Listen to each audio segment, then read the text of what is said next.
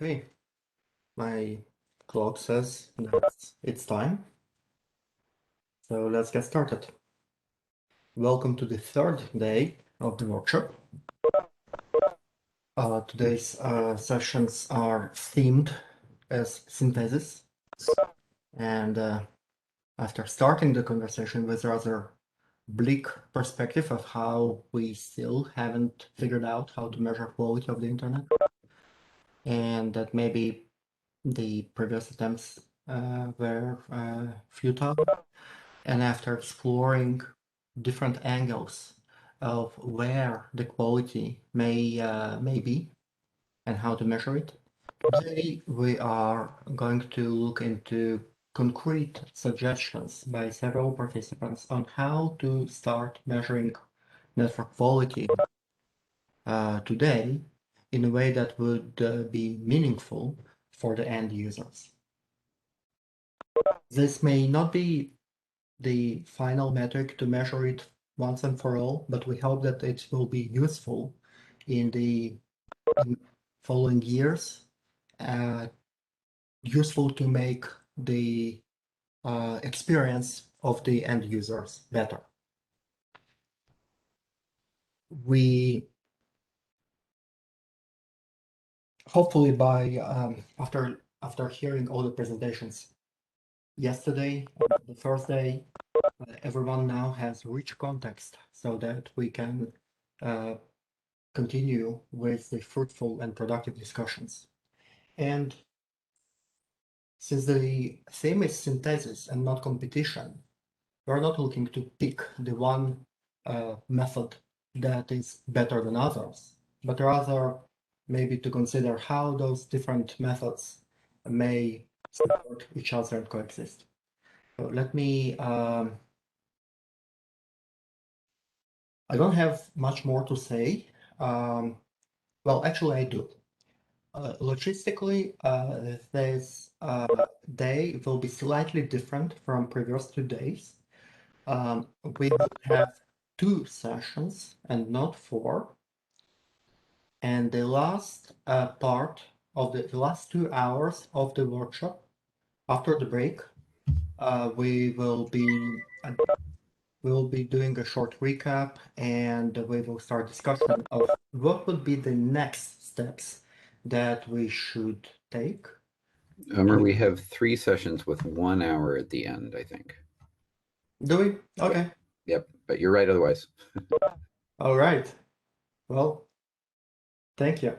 We have 3 sessions, and we have we are going to finish with a recap. Thanks, Wes. So before I make any more blunders, let me give the mic to Randall, who is going to be driving today's first 2 sessions. Thank you. We had one more comment. At the end of the day, during that discussion, we will be trying to figure out sort of next steps and conclusions that we think that we could make, as a whole. So as you're thinking about through the day, do start thinking about where do we go from here, so that we can get out from the workshop that might have a forward direction of next steps.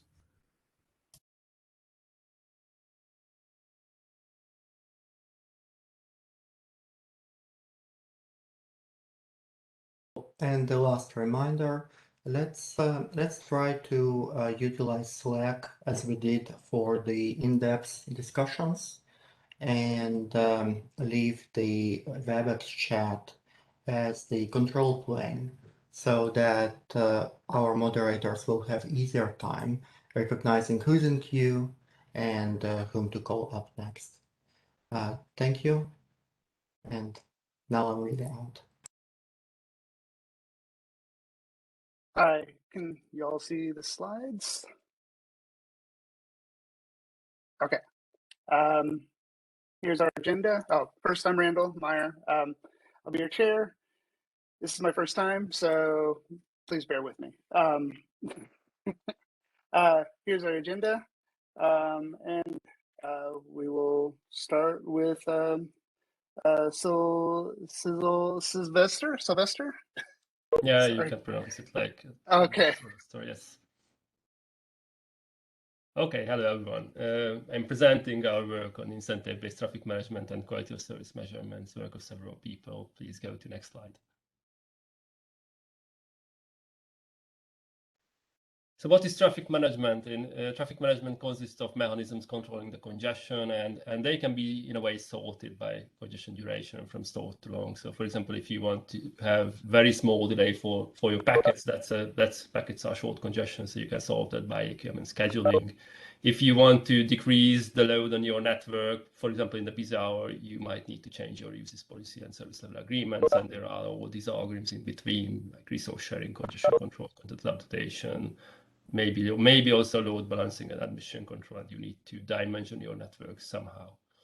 And if you want to solve a problem, it's wise to choose the right mechanisms depending on the congestion duration. So again, it's unlikely that you can, for example, solve your packet delay by changing the usage policy, even though there are solutions for that. And for each mechanism there are alternate algorithms. For example, if you take congestion control, there are different TCP congestion control algorithms. And we believe that traffic management can be grouped into strategies, and we define strategies as harmonized set of algorithms where there is one, more, or zero for each such mechanism, 1, 0, or more algorithm for each such mechanism. For example, best effort internet access is such a strategy, even though there is minimal harmonization among the algorithms. And in general, updating a single algorithm has limited impact. If you want to reach something, consider also updating the strategy. And also an update might even break the harmonization of strategies. If you introduce a new TCP CCA and the new AQM, the two might have different assumptions and might break the strategy itself. And our question is that, is it possible to have a strategy for the internet with richer SLA and more meaningful measurements? And where is the place of measurement in this? And how does it cooperate with the rest of the algorithms? Please go to next slide. So as an example, we take the incentive-based core stateless quality of service strategy. It's called per packet value. You can find much more information about it in a homepage. And again, this is an example for such a strategy where resource sharing policies are expressed something called throughput value functions. You can see such throughput value function examples on the right. And that function you can encode by marking a packet value on each and every packet. Different flows may have the same policy, which means the same function, but separate marker, or they can have different policies. And in this strategy, scheduling an AQM works only by maximizing the transmitted value. There is no need for flow identification or policy knowledge of the bottleneck. And in this strategy, we have something we call congestion threshold value, which is a rich congestion measure. You can see on the right-hand side that the intersection of the throughput value functions and the congestion threshold value defines the desired resource sharing for each and every flow. This congestion threshold value is emergent of the scheduling, so you don't have to pre-calculate it. You can just maximize your transmitted packet value, and thereby you will have a congestion threshold value. And packets with higher value are dropped, lower value are paused. And this congestion threshold value may help in harmonizing the algorithms of traffic management. So for example, it can be used for load balancing. If you have two alternate paths, you can change the traffic flow until the congestion threshold value on the two paths will be the same. And thereby you will achieve an optimum. You will see these two paths as a single path. But it can be used for network dimensioning. You can have targets for different situations. And if the end user is doing the packet marking, it can also be measured by the end user. Okay, please go to next slide. So in conclusion, we argue that meaningful quality of service measurement should be supported by the traffic management strategy itself, and the measurement shall be considered during the design of the algorithm. Maybe it should be part of the strategy, the measurement itself, but we highlight that usage policy is also is a very important among the mechanisms to be harmonized with the measurements. And we believe that using a rich congestion measure for both the measurements and for harmonizing the algorithms of traffic management strategy looks a very promising way forward. Take the example on the previous slide. At the same time, the simplicity of the internet and the best effort internet access strategy, that was a very key success factor for the internet. So most developed quality of service solutions are not used, especially not end-to-end, and the session-based and any kind of session-based quality of service is extremely unlikely to happen over the internet. So we somehow have to keep it simple, and we believe that incentives are a possible way forward. Incentives are proposed as pieces of information usable to make traffic management decisions. It's intended to be lightweight and not session-based, but it should also enable more detailed SLAs over the internet. And there are examples for that in our paper. So thank you for the assumption. I look forward to your questions. Are there any clarifying questions? Let's move on to the next speaker. Sata. Hi, thank you. Am I audible? Yes. Okay, awesome. Greetings and welcome to my presentation. My name is Sata Sengupta. I'm a third-year PhD student at Princeton, and today I'm going to make the case for passive, real-time, and fine-grained RTT monitoring inside the network. This is work done with June Kim and my advisor, Jennifer Exford. Next slide, please. There has been a lot of discussion in this workshop already about how RTT is an extremely important QA metric. RTT relates directly to throughput, has an influence on video quality of experience and page load time, and is especially crucial for latency sensitive applications such as online gaming, algorithmic trading, and so on. But it's not just enough to measure RTT, however. We need to measure RTT while the application is running and a real user is being affected by it. Such in-network RTT monitoring is possible now thanks to the advent of high-speed programmable switches. If an in-network device can measure RTT, it can enable network adaptation strategies such as routing and scheduling in response to significant rises in latency. For example, the programmable switch could select a CDN replica with lower latency. It can reroute traffic in a multi-home network setting to improve video QoE, and even enable latency-aware handoffs among Wi-Fi access points. To give a concrete example, we see to our right a scenario where IP Anycast-based CDN replica selection is happening. A programmable switch in front of these replicas notices a significant rise in latency to the current replica, and then reroutes traffic to a different replica that can carry more traffic at the moment. Next slide, please. So in this work, we propose P4RTT, which is a tool for RTT monitoring and network adaptation written in the P4 language, a language designed for the programmable data plane. This tool would be running in an in-network programmable switch on path between the client and the server. We call the location of this switch our vantage point. The vantage point sees a stream of packets from both directions. It has an RTT measurement engine that computes RTT samples for each flow and sends them across to an analytics and adaptation module that takes actions based on the RTT. It can also send some statistics derived from these RTT samples, such as the minimum RTT in a window, to the control plane for further processing. We perform this RTT computation by matching data packets with ACK packets based on TCP sequence numbers. Now, this can become quite difficult to scale when the volume of traffic is large, which is especially true because certain vagaries of TCP traffic like retransmission and reordering force us to maintain flow state for a large number of flows, while the high-speed data plane is extremely resource constrained. We're able to pull this off by designing a computation method that consumes constant space as opposed to a software tool like, say, TCP trace. Furthermore, our tool doesn't depend on the TCP timestamp option that is sometimes unreliably implemented. Next slide, please. Finally, I'd like to present some preliminary results obtained from our campus dataset.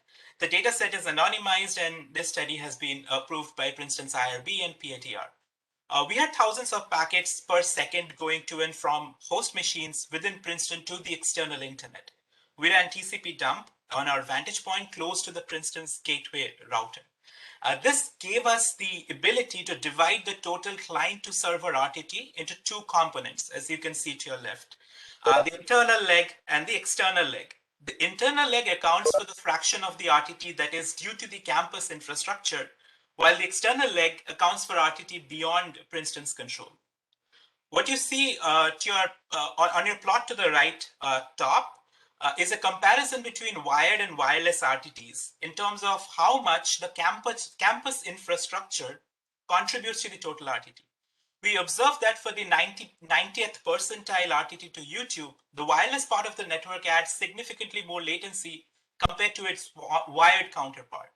In fact, it is possible to expand our setup to include more vantage points along the path so that we can divide the RTT into even more components to pinpoint exactly which part of the in-campus infrastructure causes this increase in RTT.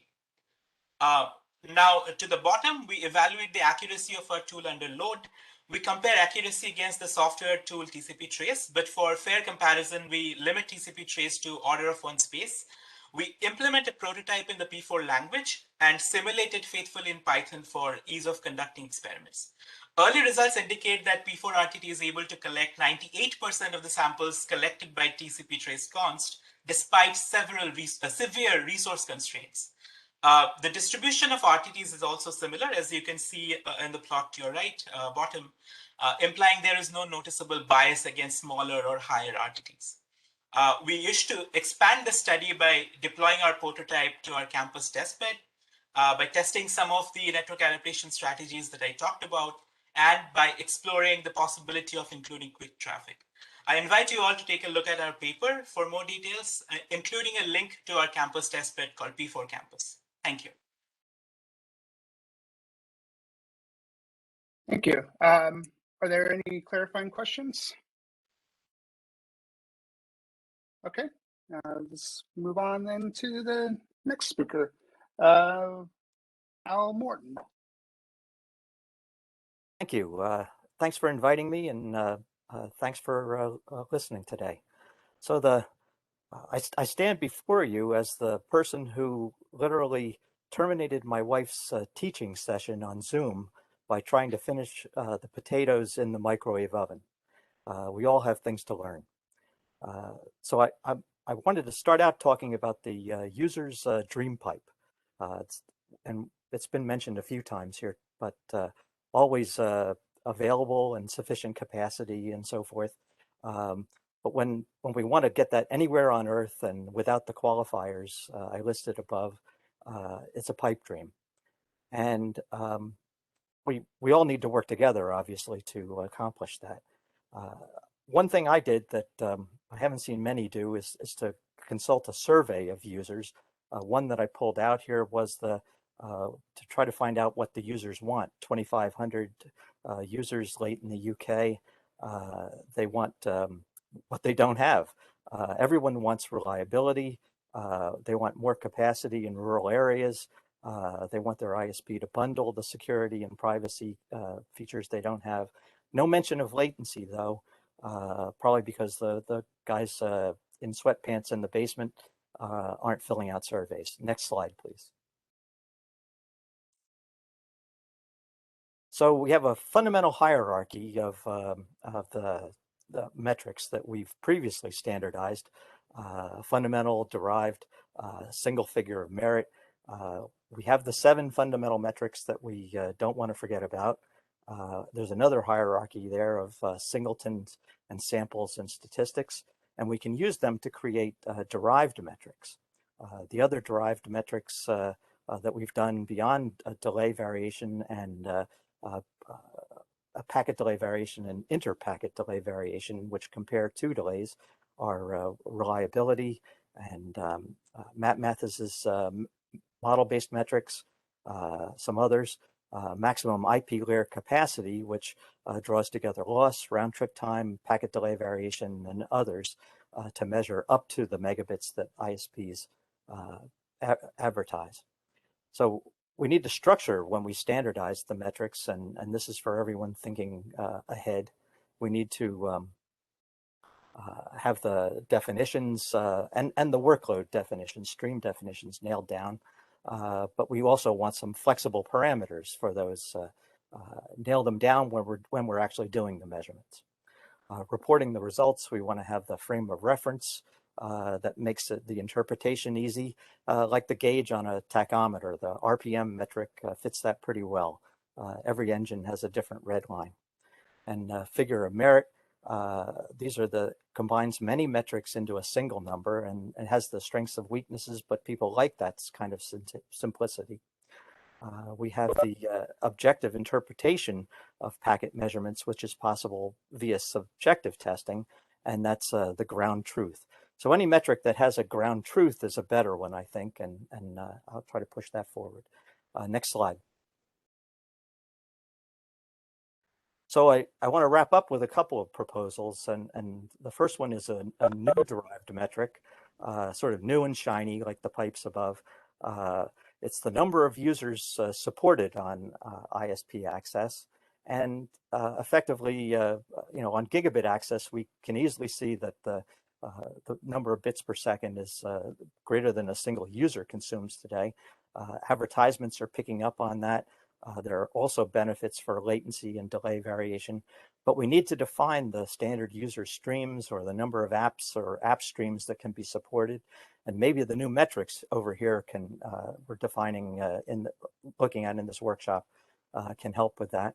And the standard user streams, the workload, that changes over time, so it has to be registered. We can't argue about it for a year.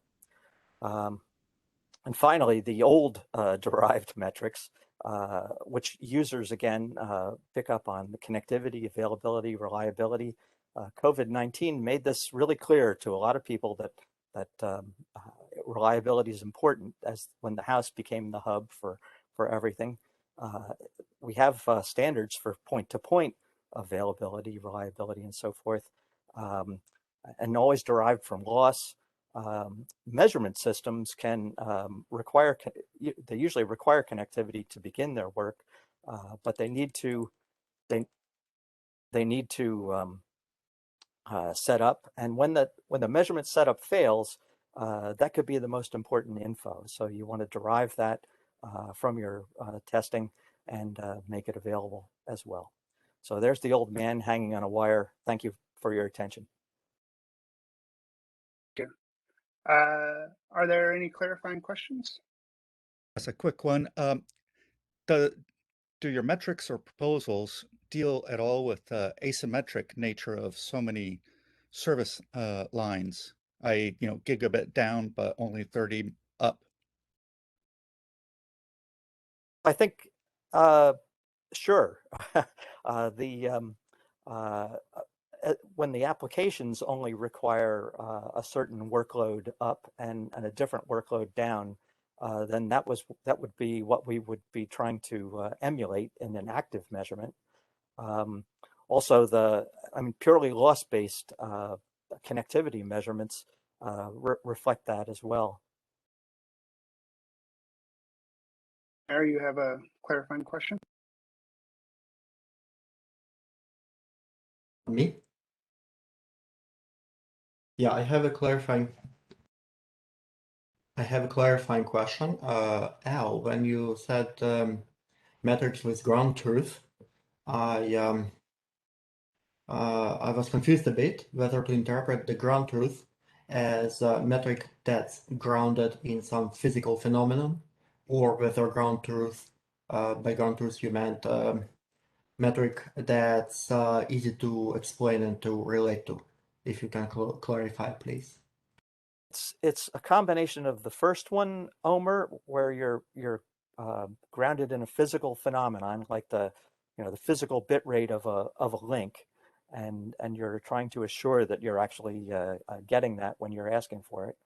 Also, the ground truth that comes from subjective testing, when folks are trying to say this is a QoE metric, now we have a direct comparison with sort of coming from the mean opinion score of studies that have been conducted, and so there can be a ground truth for these single figure of merit kinds of metrics. It's much safer to have that kind of ground truth rather than to decide all the coefficients separately and just based on consensus. Thank you. Thank you, Al. Moving on, and we're at discussion. seems we don't have. Dave. Dave is first in line. Good morning. You're free to speak. So I have a limited amount of buffer space myself, and I like to talk to other people's slides. Is it possible to bring up the first presenter's slides again, please? Oh, that's definitely not the first presenter's slide. Oh, good. You're talking about all kinds of great stuff in this other slide. But I arrived late, so maybe it was the second presenter, the one that did the P4 analysis. So anyway, sorry to occupy more than 60 seconds. If you can find that one for me. The core part, when I looked at that, is that it was of the bottom 90% of the RTTs for a BBR and pacing based system, YouTube, which is great. We've just shown how well YouTube works on the campus network. However, that kind of traffic is usually already, although it's partially capacity seeking, it is capacity limited. And for example, analyzing Dropbox would be a better way of taking a good look at, still not the slide I'm looking for, obviously, but taking a look at the next one, please. Okay, sorry for, yeah, Okay. there we go.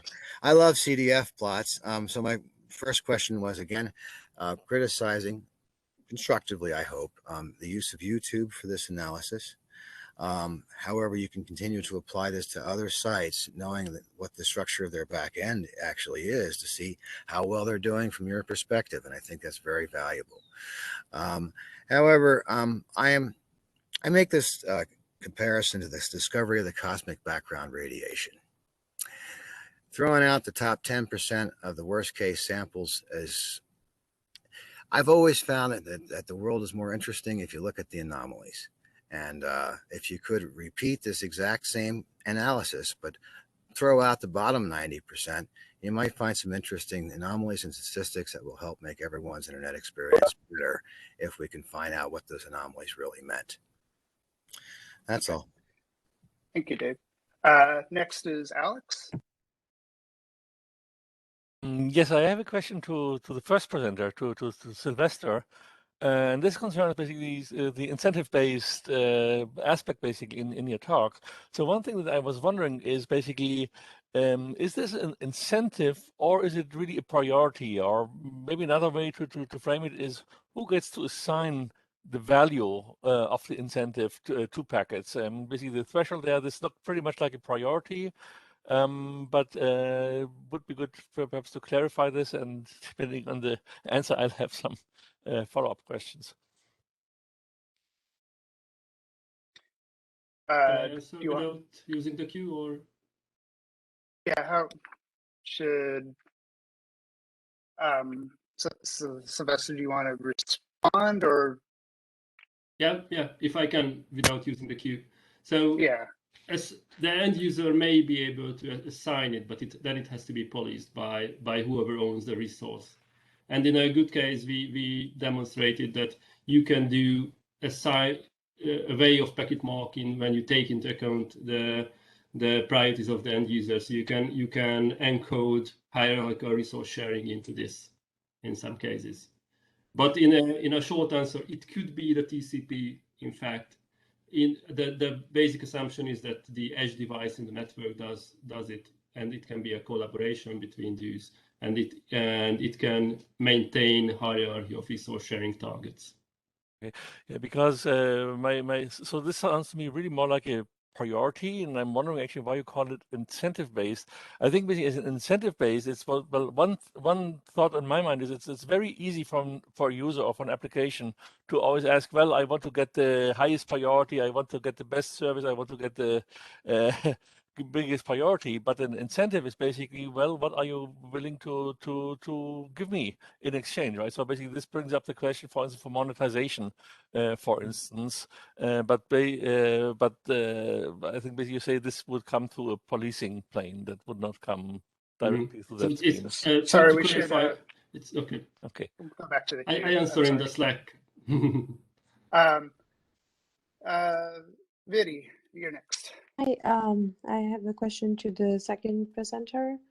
It's just a very small question about it. The slide said it doesn't rely on timestamps. So how do you measure the round trip time when there is a retransmission? Because for TCP, you don't know what's a data packet, what's a retransmission, right? So without that, how do you do that? That's very intriguing if you do that, and I would just like to learn more. Would you like to respond quickly? Yeah, sure. So what we do here is we keep some flow state which indicates.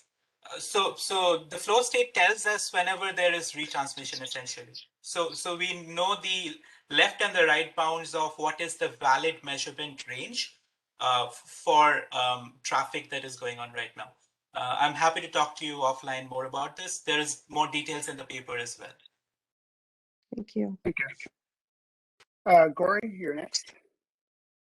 Hi, I have a question for Al. Al, the pipes over which my data comes have multiple sections. So when I'm troubleshooting, I want to know which section has a blockage or a constraint or an impairment. How far are we along the pathway to finding out where the problems are rather than the overall pipe performance? Would you like to respond, Al? Sure. Gory, I think there you're talking about needing segmented measurements and also sort of aggregatable or composable results. And by composable, I mean sort of a spatial composition where you can add up the measurements and get a view of the end-to-end, and that should actually correlate with end-to-end measurements pretty well. So I think probably the solution is the measurements of subpaths, which seem to be more and more possible with the deployment of the flexible infrastructure, VNFs that make measurements and so forth. Am I getting to your question there? Yeah, because I like the answers you have, and I'm looking for those on a per segment basis, I guess. Yeah, okay, that helps. Good. I think the dream pipe, when it's 1 gigabit, it's actually revealing the bandwidth limitations elsewhere. Personally, I've experienced that in my home, and when I was signing up for gigabit access, they said, "Well, you won't get this over Wi-Fi." Thank you. Bob Briscoe? Hi, thank you. It's actually a follow-on from Al's discussion again, and it's that intriguing idea about number of users as a metric.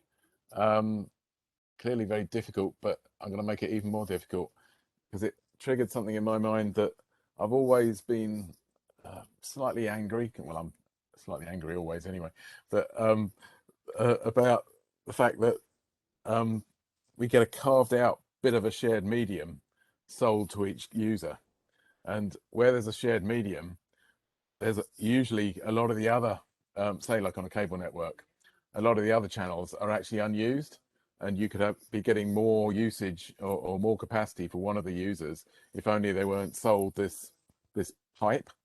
And that's purely a sales thing. It's not a technical, well, it's become a technical limitation, but it started off as a sales thing. And so when you talk about number of users, if the user in any one household could be using other people's capacity, that actually makes that number of users metric sort of even more difficult to be meaningful, because someone who allows you maximum sharing but not guaranteed, how do they answer that question? Can I take that on? Yeah, Randall? Sure. Go ahead. Sorry. Go for it. Thanks. I think it could also be phrased as a number of apps available for use or supportable. And again, for that, we need to know the workload streams, the number of those that can be supported on a particular service, would be valuable to know. The mixture of those that a particular household is trying to activate would be useful. I didn't mean that to segment particular users, but No. I'm not saying you're absolutely unit. right. Service subscriptions tend to segment the amount of bandwidth the particular household can get, and there are times when some households would like to use more than that, and that might be permissible. I'm just thinking it'll be useful to make a metric that incentivizes that multiplexing or sharing across the capacity of households rather than perpetuating it. Okay, worth some thought. Yeah. Thank you. Back to the queue, Sylvester. I would like to say a few more things about this incentive. So the method I presented is not intended to be an incentive itself. It intended to help incentives. And for example, the functions you use, how you distribute your values among your flows can be like an incentive. So in that method, packets of the same flow or same subscriber are not marked the same, rather according to distribution, and this function defines a distribution. So and an incentive can be, for example, if you haven't used internet access for a while, you are allowed to transmit with a higher speed for a while. I had a presentation at ICCRG about multi-timescale fairness and things like that. And for example, this kind of multi-timescale fairness can be realized with this. But there can be other incentives like getting higher share for a while for some kind of compensation like money or using less in the future. Thank you. Sata? A quick comment to Dave because he said certain things about the presentation. So thank you so much for the constructive criticism, of course. The idea here was to get a representative sample of all the RTTs so that we are able to figure out what is it that is anomalous in that distribution. So that we wanted that to scale first and then look at the anomalous RTTs. But thank you so much for the other comments as well. Next is Rich Brown. Okay, thanks everybody. Is my mic working? Yeah. Good. I really appreciate all the good thought that's gone into this workshop. But I see an elephant in the room. There's a lot of good metrics that we could gather, but the equipment that's currently in our homes and out of our control injects random latency into all these measurements. It can be like between 10 and even 2,000 milliseconds. Is it even possible to build reliable and actionable metrics based on those shifting sands? And what can we do to think about making the situation of the CPE at the home better? Thank you. Next is Roberto. So the survey had, I guess, the unsurprising result that everybody wants everything. I think one of the things that I would wonder is if we change the survey design a little bit to ask what trade-offs people are willing to make, if that wouldn't give us a little bit more information. For instance, if I was willing to give up half of a gigabit, assuming that, if I want to halve my bandwidth in order to get substantially better latency, with an explanation of what that actually means, is that the trade-off that people would take? I think that is a very powerful way to ask the question. And that's something that I would be very interested in were I an ISP, for instance, because that's something I can monetize, and that drives incentives in the world that we're in today. Okay. Next is Stewart. Hey, a couple of quick comments. First, just to echo what Dave Tatt said, excellent point to avoid things like YouTube that are inherently source limited because they don't really stress the network, so they don't find what's wrong with it. But my question was to Al Morton, And we heard this example many times about the potato in the microwave broke the internet. And I wondered if Al did any more analysis. And I'm asking because I hear this all the time, a lot of the time from people at Apple who are not networking experts, sometimes people in leadership positions. And they say, when the microwave turns on, Wi-Fi loses packets. And that's why you should not slow down for packet loss. Your application should speed up. I ask these people, did you take a packet trace? The answer is always no. And when I've taken packet traces, when I put the microwave on, it raises the noise floor. Wi-Fi lowers its channel rate, and that causes a queue to build up. And if the sender doesn't adapt to that change in rate, you get massive queue overflow. So all the packet losses from queue overflow. It's not mysterious voodoo microwaves making the packets disappear. Did you do any analysis, Al, of what the cause was? The short answer, Stewart, is yes and no. I can tell you this, that the microwave was in direct line of sight with the Wi-Fi beacon that my wife's laptop was using. It was within 10 feet of the microwave, and I like I said, I really put the potatoes in there to finish them up before dinner, because my objective was to have dinner on the table as soon as her class was over, and so that kind of reduced my possibilities to do packet traces. But I think that's a good idea. I mean, I can certainly repeat the experiment, and I'd be happy to get back to you on it. Thanks. So I don't doubt the symptom you described, and I guess my suggestion to everybody in the meeting is, if you have this experience, before you blame it on packet loss, do a packet trace, and you might find it's not loss, it is rate adaptation and queue overflow. Thank you, Stewart. Now, we're back to the queue, and Sylvester. I would like to comment on this CPA and user equipment thing. That I agree that this is a point to solve. But in many cases, like most of the gamers, they don't use Wi-Fi, and there's a reason for that. And if you solve that problem, gamers might start using Wi-Fi. But still, there are issues in the network. There can be bottlenecks in the access network. There is the international part of the line. There's a reason for most applications using CDNs, and if you want to have like a decent web page, you have to use CDNs. So you could democratize that, because while using CDNs, like, there are advantages of using CDNs which cannot be avoided, but part of the reason is that the international line is, for example, is not that good.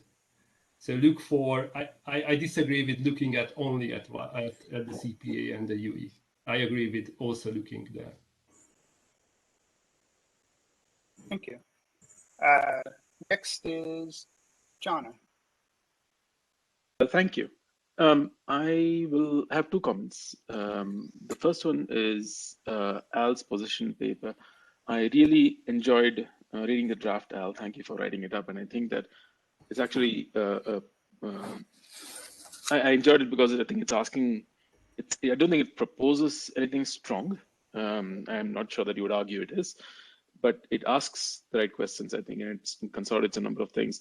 And I enjoyed reading about what people asked for. But what becomes evident is that people are asking things based on what is available, what they use right now. And you note this in the draft as well. And we want to push that. We want to make more applications possible that they don't know about yet. And so we are trying to push it towards a direction that they may not yet understand. So that's something, a bit of something to keep in mind. The second comment I'll make is that in general, if I'm out of time, I can actually queue myself back in for my second comment. Okay, yeah, you're just hitting 60 seconds. Yep, I'll queue myself back. Okay. Next is Jim. Oh, you're muted. I want to note that the microwave phenomena is exactly the same as kids, stop doing what you're doing because my teleconference isn't working, and that what Stewart said is exactly correct. And it doesn't even have to be you. It can be somebody who happens to be sharing that same Wi-Fi channel, who suddenly is using, half or more of the transmit opportunities. So your queues suddenly start to grow when your bandwidth needs are higher than the available bandwidth. So what Stewart said is exactly what's going on. It's rather than something really specific to microwaves. It just caused the available bandwidth to drop, and Wi-Fi adapted to that, and then the queues started to build. Thank you.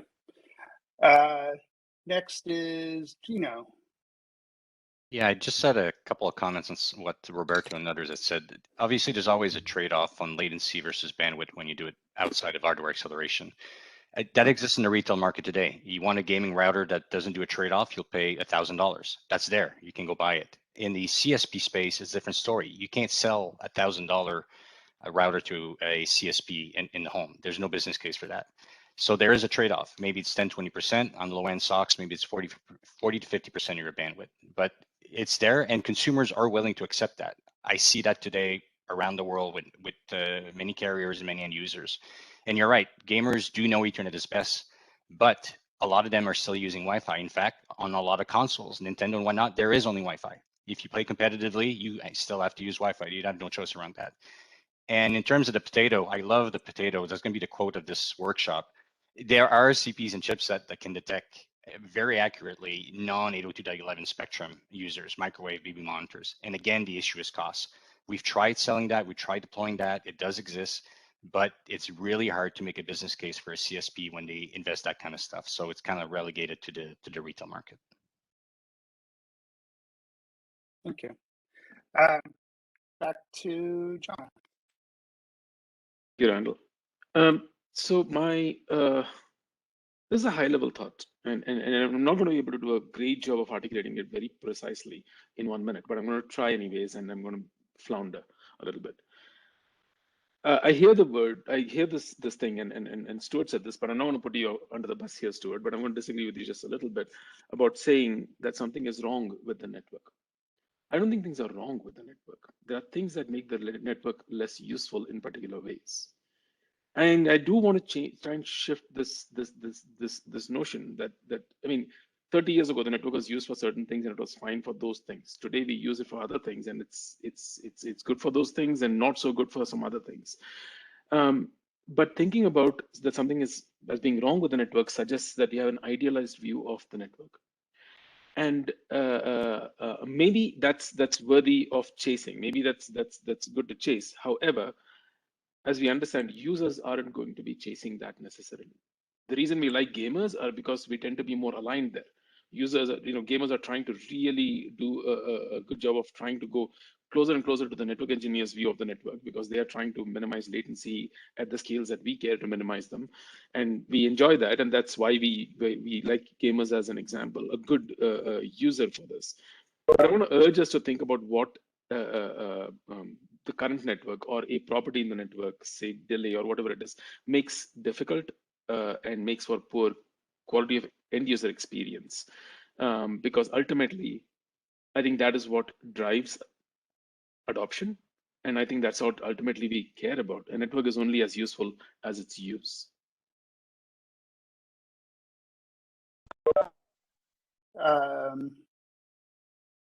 Next is, unless Stewart wants to respond, next is Rich Brown.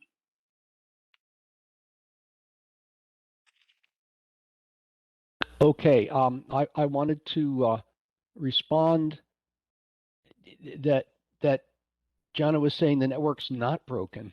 I'm sorry, it is. If I step on the accelerator in my car and it slows way down and then it picks up, I take it to my mechanic and I say, something's wrong with my car. It's not working.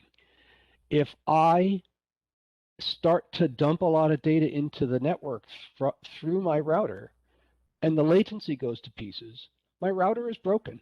There's no other interpretation of it. And you know, if you want to call it buffer bloat, or you want to call it responsiveness, or you want to call it any of those things, it's no less broken. Thank you. Thank you, Rich. Excuse me, Jonah? Sandal, and thanks for the response, Rich. I'll note that doesn't mean it's wrong with the network. My son has a car which cannot accelerate beyond 70 miles per hour. That's a feature, not a bug, right? Not everybody needs and should have a race car. So what I'm trying to articulate here is that let's not talk about right or wrong with the network. Let's talk about what it makes possible.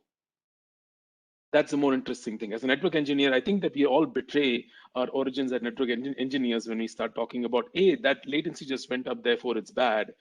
But if you're sitting back and watching Netflix, you didn't even notice anything. You don't care as an end user. There is a tension there. I'm not saying that I'm again saying this in a blunt way. I understand the nuance here, but I'm necessarily trying to push us towards talking about usefulness rather than right or wrong. Thank you. Next, Omer.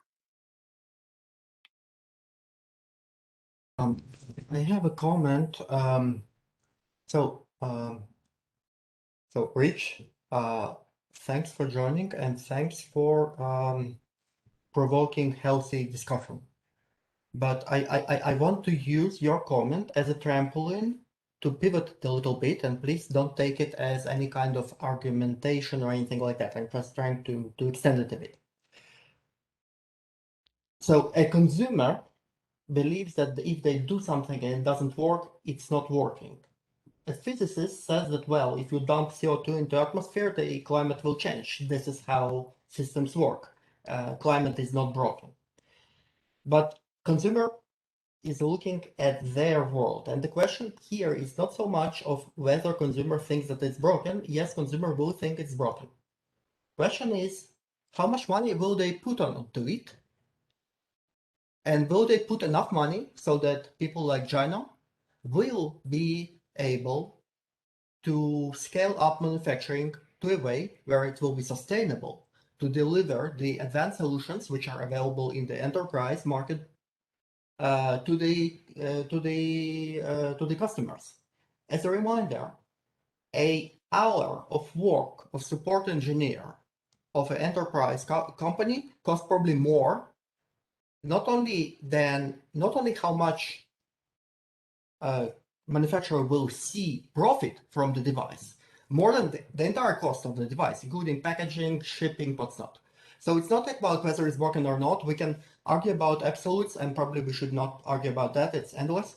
But is there money there? Is there enough money there to shift the market? And if we believe that there is, then how to make an argument that actually consumers should care about it to the degree that would incentivize the entire economy to highlight the economic possibilities of delivering lower latency devices to broader population. So I just wanted to take your comment and to trampoline it slightly sideways, but not too much. Thank you. Thank you. Jim? People seem to be making arguments based on, oh, well, we're going to have to pick one.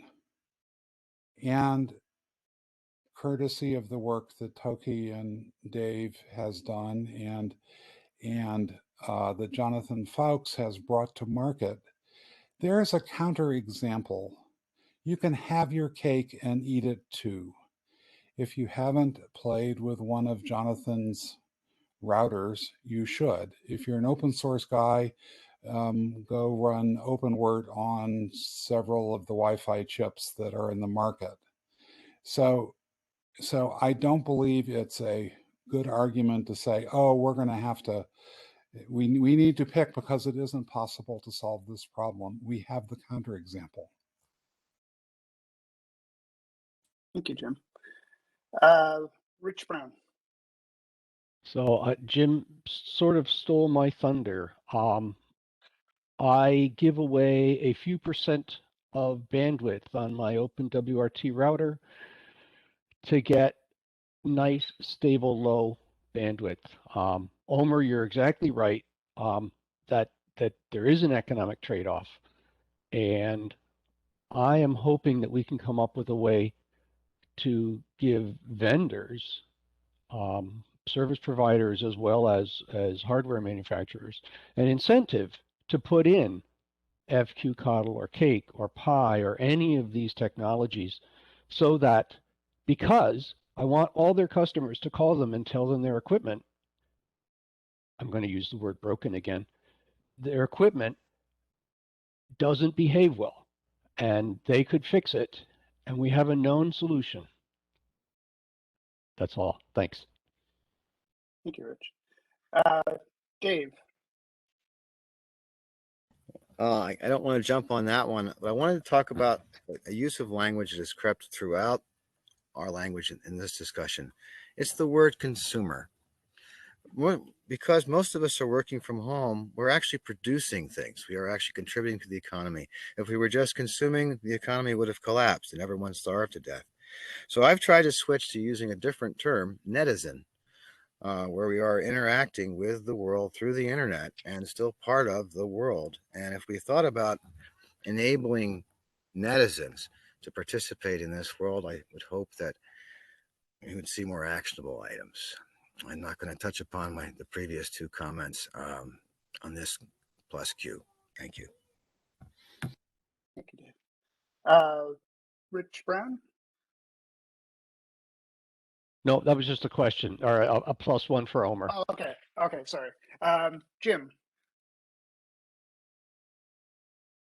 I think you're muted again. I'm sorry, I've lost my train of thought. So. Oh, okay. Jonah. Oh, I'll go in because the line is empty. Dave, I don't think that it's consumer in the sense that you're sitting back and just eating up a TV show, right? It's a consumer in the sense that you're consuming services that somebody's offering to you. So netizen or not, I am still consuming my ISP services, whether I'm producing content or not. So consumer depends on what layer and what exactly we are talking about as consuming. That's it. I do want to share that. My point was not so much to say that there is I appreciate that latency and buffer bloat and responsiveness are important to us today. I don't think that they are the end all. 10 years from now, hopefully, we won't be talking about this problem, but we'll be talking about other problems. And that's what I want to draw attention to. We are not here to just solve one problem. We are trying to come up with a way of measuring what the, or not a way of measuring, but articulating or figuring out how to describe network properties that are useful. This is why I said that I think Al's draft is actually quite useful. It talks about what the user sees as important. And the one thing we did not talk about is just connectivity. One of the biggest problems for users is just having a reliable connection. Forget everything else. They're pissed off, and it happens often enough that they lose connectivity and they don't know who to point to say, hey, my network is broken. This could be because of the device. This could be because of whatever it is that's going on in the ISP's network. It could be a number of reasons. But there are very basic problems for a user that we don't talk about. And in part, like I said, this betrays a bit of a network engineer's view of the world, right? Those are problems that we put under the rug because we don't think about them, because we can't do anything about them. We chase the problems that we want to solve, that we can try and solve, that we believe we can try and solve. Whether we necessarily will solve them or not, I do not know. But there are, from an end user's perspective of the internet, yeah, no, we should probably move on a little bit. Sorry. That's all I've got. Thank you. So it turned into a bit of a rant. Next, Bjorn. Yeah, thanks. I'm beating the same drum that Jana is here. That I feel like the discussion is sort of devolving into how do we fix buffer bloat, or what to do when the network is not providing sufficient capacity or something like that. And if what we are focus, if we want to focus on the metrics, then that should be the focus as well. How do we actually measure whether or not the network is delivering what we need it to do, and then how to fix the problems that we discover is actually another topic. So thanks. Thank you. And then Jim. We will be here in 10 years. If we do not successfully expose the problem and enable economics to drive things into the market, the economic cost of solving this problem is actually extremely low. Yes, today Jonathan's router costs a bit more, but that's because it's not widespread and he's actually providing some additional services.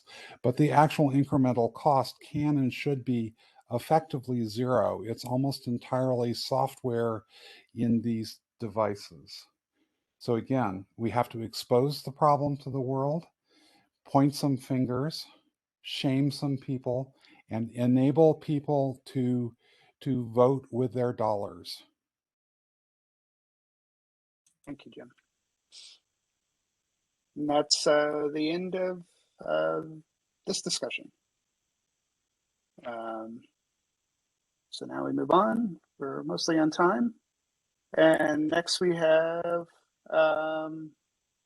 sorry, Kilkki, yes. Kalevi. So, hi everyone. So my name is Kalevi Kilkka and I have done some work with this quality of service and quality of experience some 30 years. Somebody may even remember me from the IETF meetings in the 90s, but I don't know.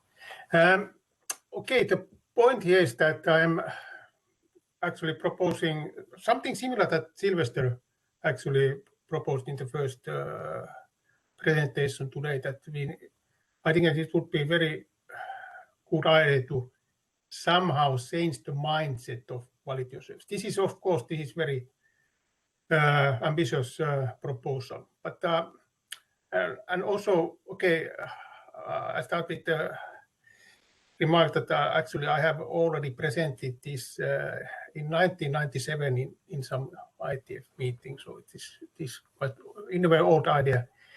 But then I'm not a salesman, as Wintzer said in his keynote speech.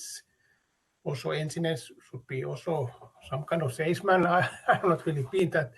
So even though I have proposed a very similar idea already some 20 years ago, and then I worked with Nokia and made even some 15 patents and so. But anyway, still the situation is that even this DiffServ was defined at IETF in a way that was based on the fundamental idea that applications have different quality and quantity requirements, and then the task of the network is to satisfy those needs. Okay, this is the mindset, but still every one of us knows that the best of what internet and TCP/IP, they do not comply with this idea. So they don't really care about the applications.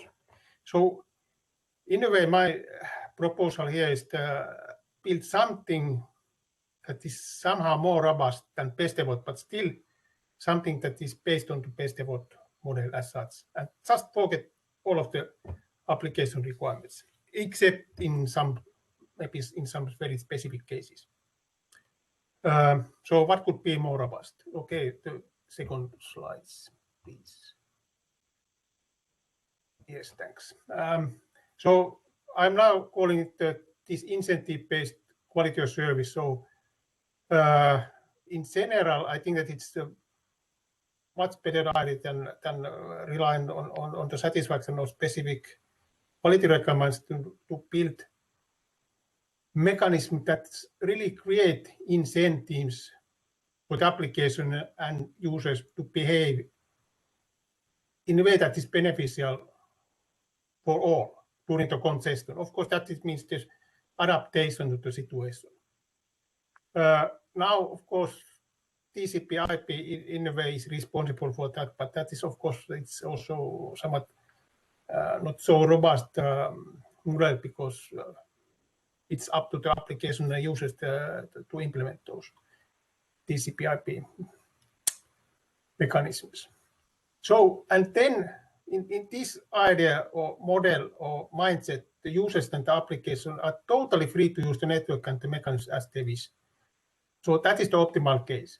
So nowadays, of course, we to some extent we can rely on, that's the reality that we can rely on the TCP/IP to take care of the congestion situation and network adaptation, and of course also video applications that are adaptive are very, very reasonable. But okay, then the technical solution, or one technical solution that actually was patented by Nokia some 20 years ago. I think that all of the key patents are already expired, so you are free to use this, everyone. There should be no any problem. But there's some like 15 patents. There are 2 key patents, and then all kind of, I try to solve all kinds of problems that has already actually discussed during this workshop. Of course, they are not necessarily perfect solutions, but there are some solutions. So the solution is really based on those just 2 kind of priorities: delay classes, kind of delay priorities, maybe 2, maybe 3, and those would be freely selectable, but low delay comes with a kind of penalty. That means that you get actually, in this proposed system, you get less bandwidth if you select low delay class. So that is the only kind of penalty. And then we need something like at least 4, maybe preferably maybe even 8 priority levels to implement an incentive to adapt to the situation in a way that when you are using lower bit rate, you get higher priority, which means lower packet loss ratio. And I cannot go into the details, but this works very nicely with TCP also, so TCP/IP. So it's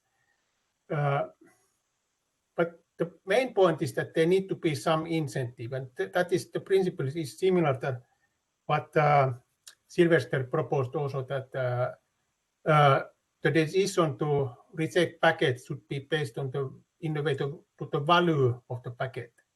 And this is also this kind of system based on the priorities or priority levels also somehow realize that principle. So those packets that are highest value, they are transmitted if there's not enough resources. Sorry, to. Yes, you need to start wrapping up. Just Okay. ending, yes. Okay, the point here is that what I'm asking here is that is there any interest to really promote this kind of incentive-based quality of service mechanism? Yes, that is the end. Thank you. Are there any clarifying questions? Okay, let's move on. Next we have, I'm not sure who's speaking, Neil? No, it's me. It's Peter Thompson. Okay, Peter Thompson. Hi. Okay, so this is the joint work between ourselves, Vodafone and Domos. So we've heard a lot about the importance of things like responsiveness, and we've also talked about things like propagation delay and so forth. And we actually come at this from the perspective of how does an application see a network? The issue with responsiveness, for example, is sometimes the issue is latency, but sometimes the issue is packet loss, which can really have a big impact. So next slide, please. So our perspective is that loss and delay really need to be considered together. So we think in terms of what we call quality attenuation, which we write with delta Q, is really the combination of both. So it's a combined measure of the extent to which the network is not instantaneous and not faultless. And this is basically what applications see. We've had some discussions earlier. Dave Tatt made the point that actually a lot of the interesting things happen in the tail of the distribution, and we would completely agree with that. Actually, when we're thinking of quality attenuation, we're looking at a distribution and not an average. So we could say our good news is we think there is a measure from which many of the things we've talked about previously, like RPM and so forth, and 99th centile and so on, can be derived. The bad news is it's not a number.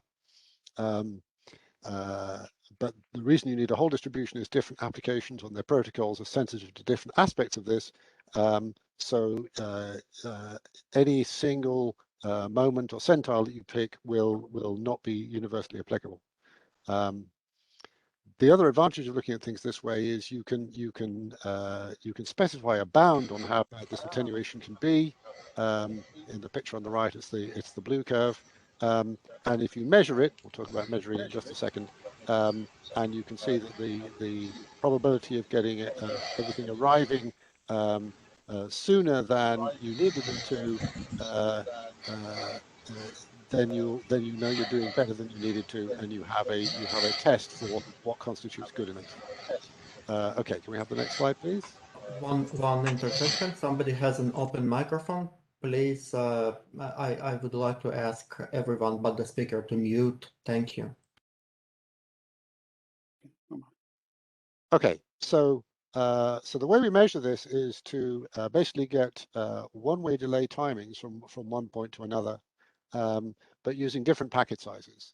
And actually, when you look at it, just looking at those raw measurements frequently reveals a lot of interesting behavior.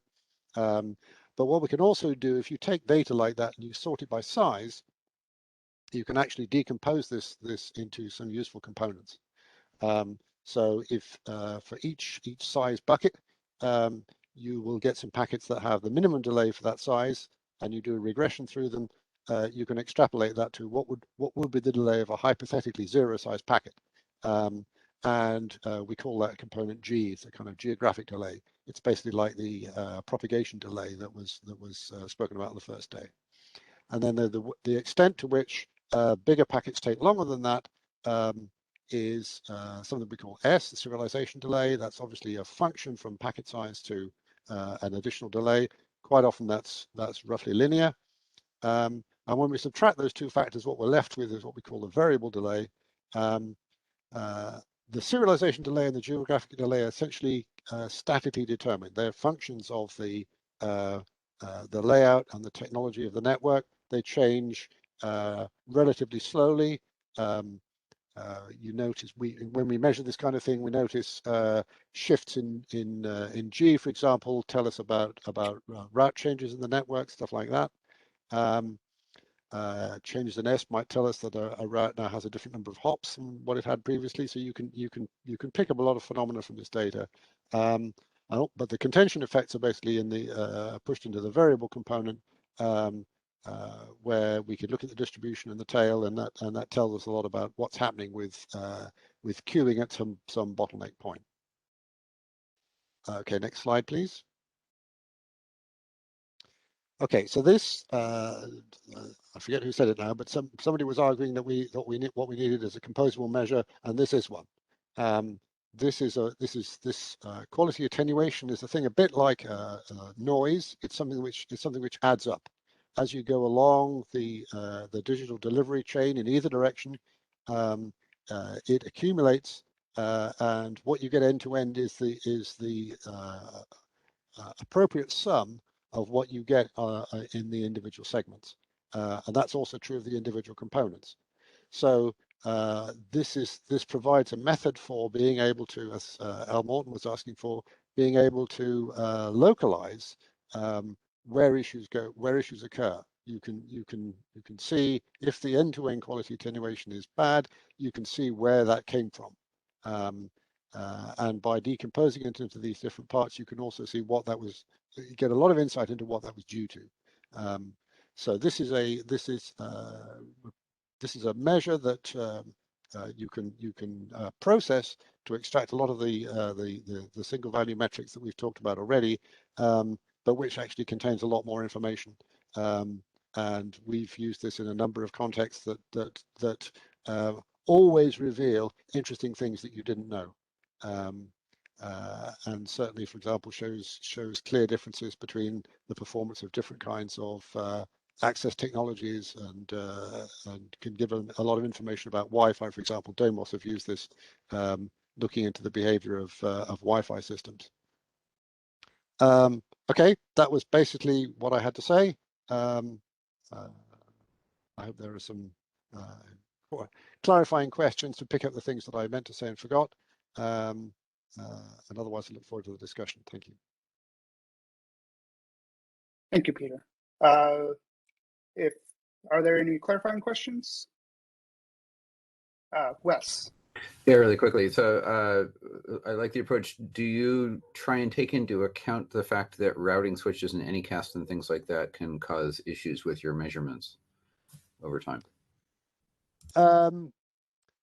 Basically, we're relying. Okay, so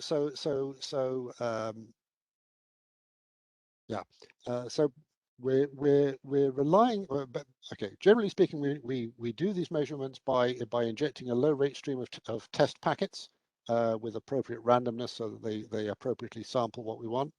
We are relying on the test packets following the same path as whatever we're interested in. So yes, there could be phenomena which impact that, but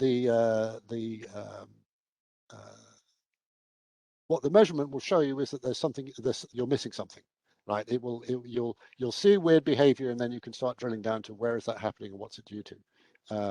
So yes, there are a number of things which could impact this, but it will provide a baseline for drilling down into what they are.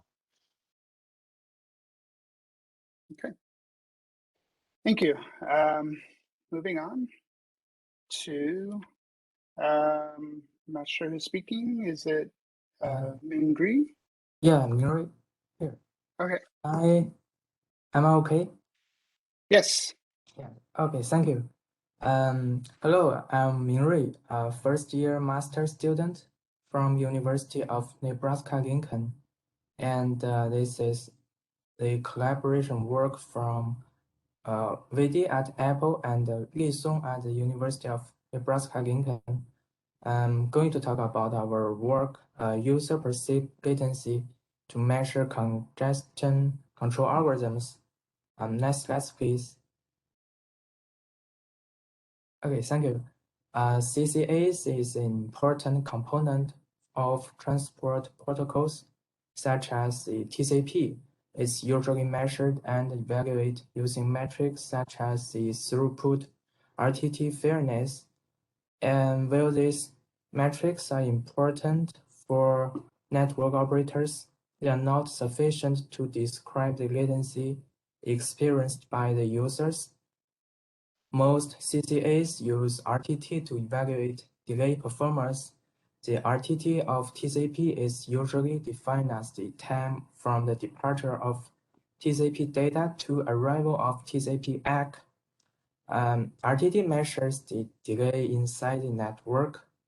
However, what user perceived time is from the user's application's request to the arrival of application response. On this delay time is what we proposed as user perceived latency, UPL. The UPL measures the delay inside the network and not the hosts. The additional time could be the time that TCP data at client or server sending buffer. They are not counted as RTT time, but would decrease the performance for users. Okay, next slide, please. In our experiment, we test all Linux TCP variant in the latest Linux kernel, but we only show three of them for the clarity of the figure. The figure shows the UPL and RTT of Cubic, BBR, and the CDG. We build a bottleneck link with 10 megabits per second speed with 100 milliseconds of RTT delay time. We use a single TCP connection to measure RTT and the UPL collect data at both client and server sides. Also, we generate 1 megabit per second UDP cross traffic in both directions of bottleneck link. Each time the client will send 1 byte of request and server would respond with 1 megabyte data. The CDG and the BBR are in our experiment are delayed-based CCAs, and they successful in keeping low RTT even the buffer size increases. And the cubic is a loss-based CCA, so it has a longer RTT as the buffer size increases. However, we can see that the longer RTT does not, the longer UPL does not necessarily indicate a longer UPL. For example, with 400% of BDP buffer size, the RTT of cubic greater than the RTT of BBR, but they have similar UPL. Also, with 400 BDP buffer, cubic's RTT greater than CDG's RTT, but UPLs of cubic lower than CDG's. So that is that RTT is not a good indication of latency perceived by the users. Therefore, where RTT is important metric to measure the packet latency inside the network, we want to propose an additional metric UPL to measure the latency perceived by the users. By proposing the UPL as one of the performance metric for CCAs, we hope that it would promote better design of CCA to measure what actual users' experience would be like. Thanks. Thank you. Are there any clarifying questions? No? Okay. Let's move on to discussion. I guess so. So let's start the queue, and looks like Omer is, he has a clarifying question. And he's in the queue, so I don't know which you want to start with first. It's the same one. Okay. I have a clarifying question to Mingray. I hope I'm pronouncing the name correctly.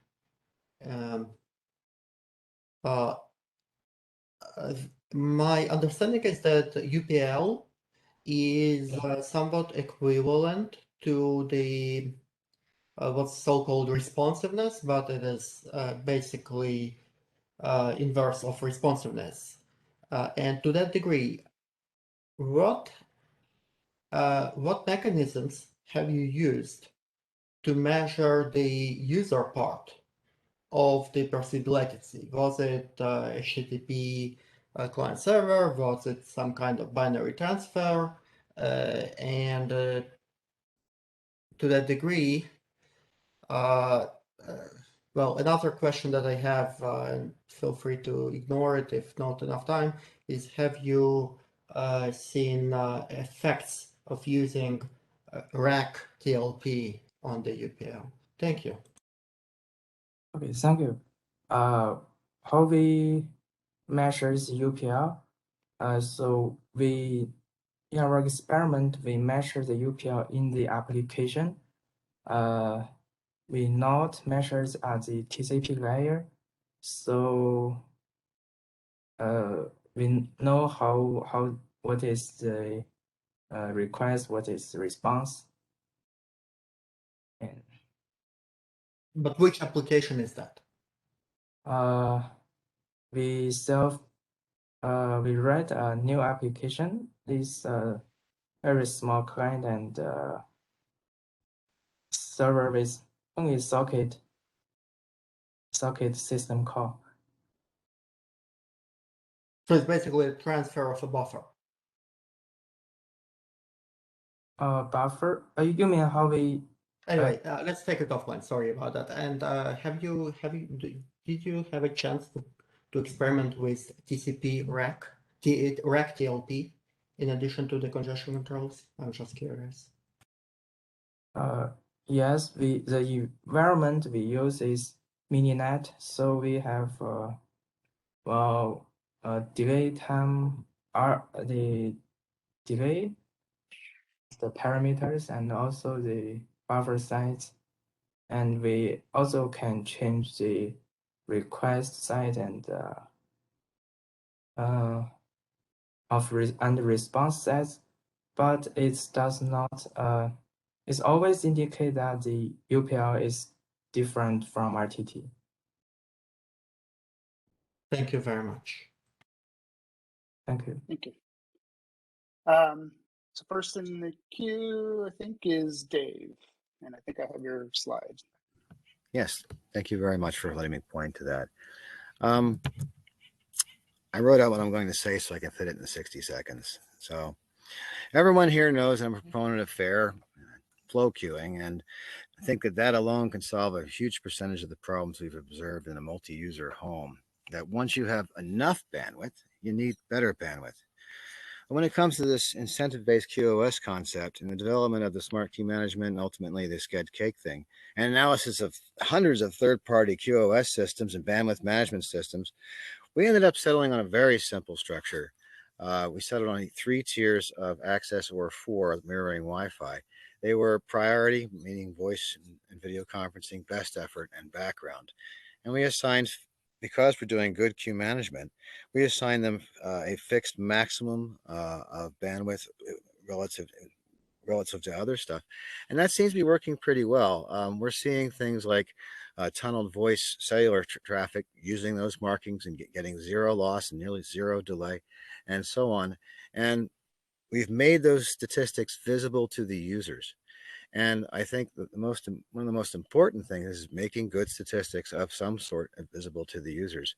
But that said, after looking at all those other QoS systems, how users perceive how they want to manage their bandwidth, the smarter ones, is vastly different from what we designed.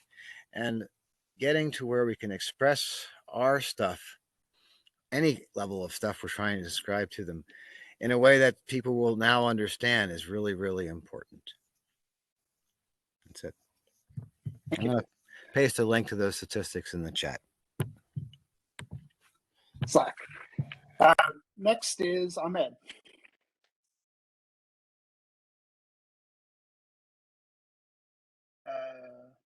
Can't hear you. You're muted. Sorry. Still muted.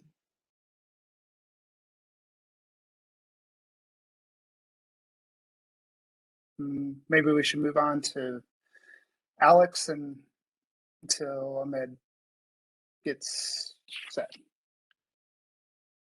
Yes, Alex. yes. Hello. Yeah, I wanted to comment actually on the first speaker. So and I think actually one thing. So I like this incentive-based and so forth concept here, and I think actually really to me this seems to be also about fairness, and I think this is actually something to perhaps look more into how we can let users specify basically their trade-offs. Right? Basically, it's one thing to say, well, I want to be prioritized, I want to hog the resources and so forth over others, but it's another to be able to support mechanisms that allow you to specify which one is more important for me, right? The trade-off basically, is it more important the latency? Is it more important the loss, the capacity and so forth? What is it? So basically, these types of mechanisms, I think are very interesting to look at.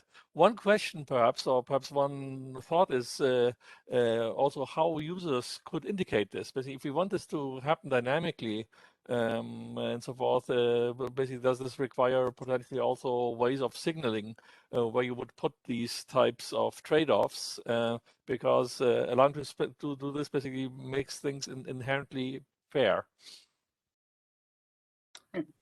Thank you. Can I have a short answer? Sure. Yes.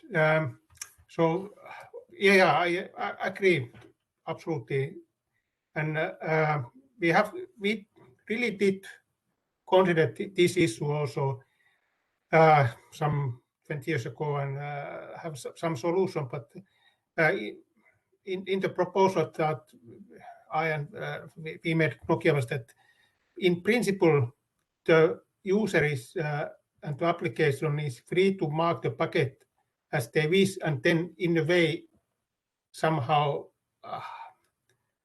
declare that what are the priorities. But then we need also some measurement at the network boundary to measure that how much they are using these priorities and how much data they are putting on different levels of priorities. And then there need to be some kind of feedback loop from the used resources and priorities. But this is, of course, complex issue. Thank you. Stewart.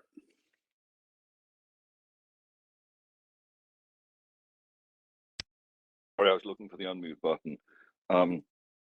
A quick echo to what Dave Tat said. It's very common to ignore anomalies and outliers.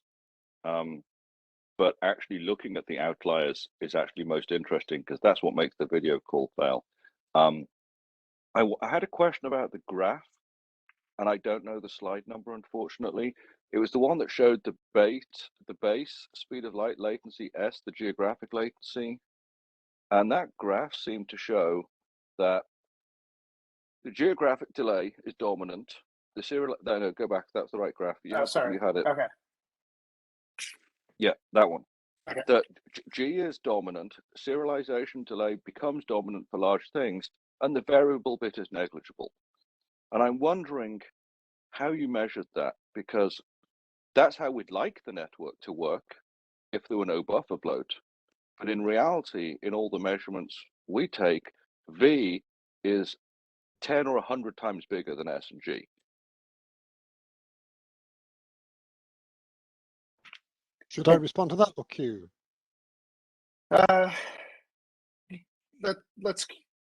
We can respond.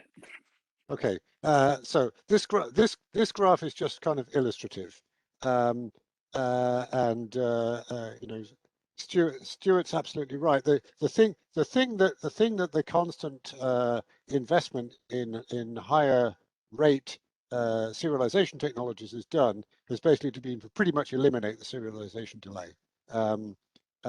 So yeah, if to plot this for a real modern technology, the green line would be almost flat, and the variable part would be bigger, but that's very then dependent on the specifics of the technology.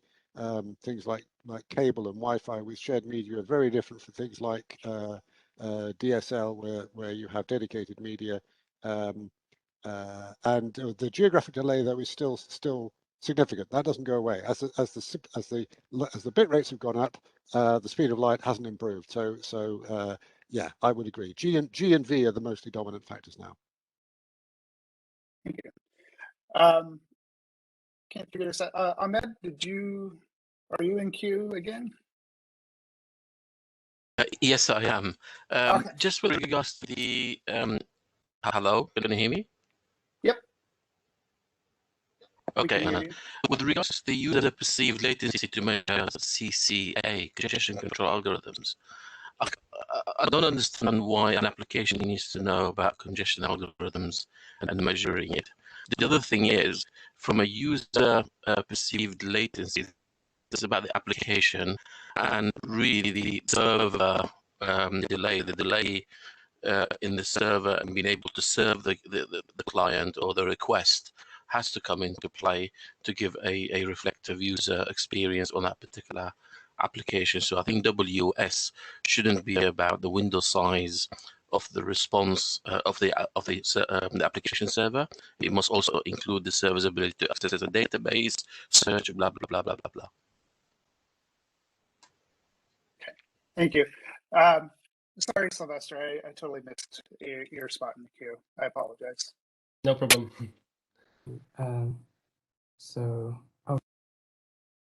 Is it me next? Sorry. Yeah. Okay. Oh, okay. So for that, the user perceive. Oh. I'm sorry. Sorry, I was.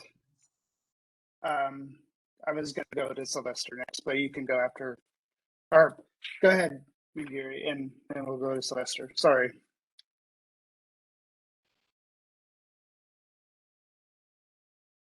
Oh, okay. Sorry, Sylvester. Okay, so okay, thank you, and no problem at all. Sorry And about I would like to thank Kalevi for taking his work to us. And I would like to emphasize a line from his paper, because I think that line is a really good inspiration on how to solve some of these problems. And that is to change the code of the system from quality requirements satisfied or not satisfied to good incentive, bad incentive. And about a given incentive, either my incentive or his incentive, I think that a way to compete on incentives and translate these traffic management strategies is maybe more interesting than to say that, okay, this incentive is good or this incentive is better. So, and somehow, if that competition happens, then allow the users to have an opinion about like which incentive he would like to use for which service, but don't bother them by default. So somehow have meaningful defaults, but allow users to change them. And what is really important about this is to get experience about use and misuse of incentives, and how it can be realized by, or how it helps traffic management. Thank you. Next is Gavin. Hi, just a couple of quick comments on the quality attenuation technique. First of all, I don't think Peter mentioned it's been standardized now by the Broadband Forum, and as a result, a number of vendors are now building that into products. So there are commercial products available that use that. But also, when you look at what we covered in the presentation there, you think about using this in a live network to measure the performance of networks, which is what we're talking about today. But it also has very useful use cases in measuring the performance of equipment in a lab setup. And in actuality, one of the very first use cases of the technique was back in the CERN particle accelerator lab, to select between different vendors and different models of Ethernet switches in that high-speed lab and compare and contrast their performance.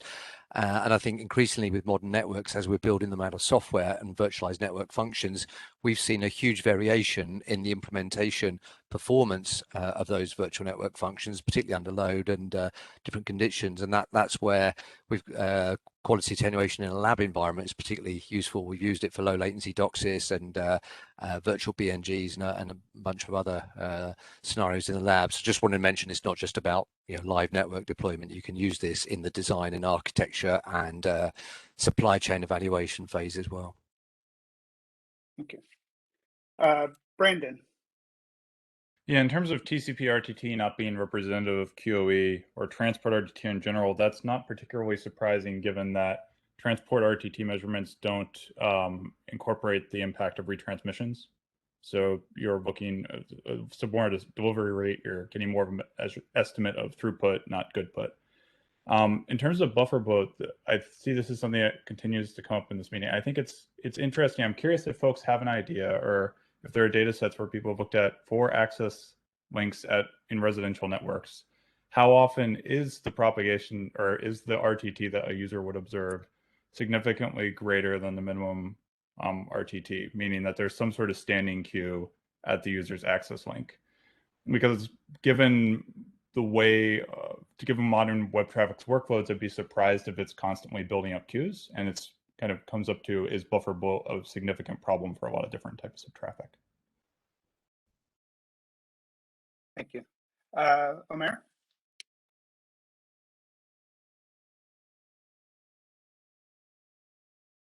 I think you're muted. Can you hear me now? Yep. Awesome. I had a question to Mr. Thompson regarding the geographical delay, variable delay, and serialization delay. Back to that slide that Stewart had commented on earlier. The question is, in your experience, is the geographic delay truly constant for a given pair of peers?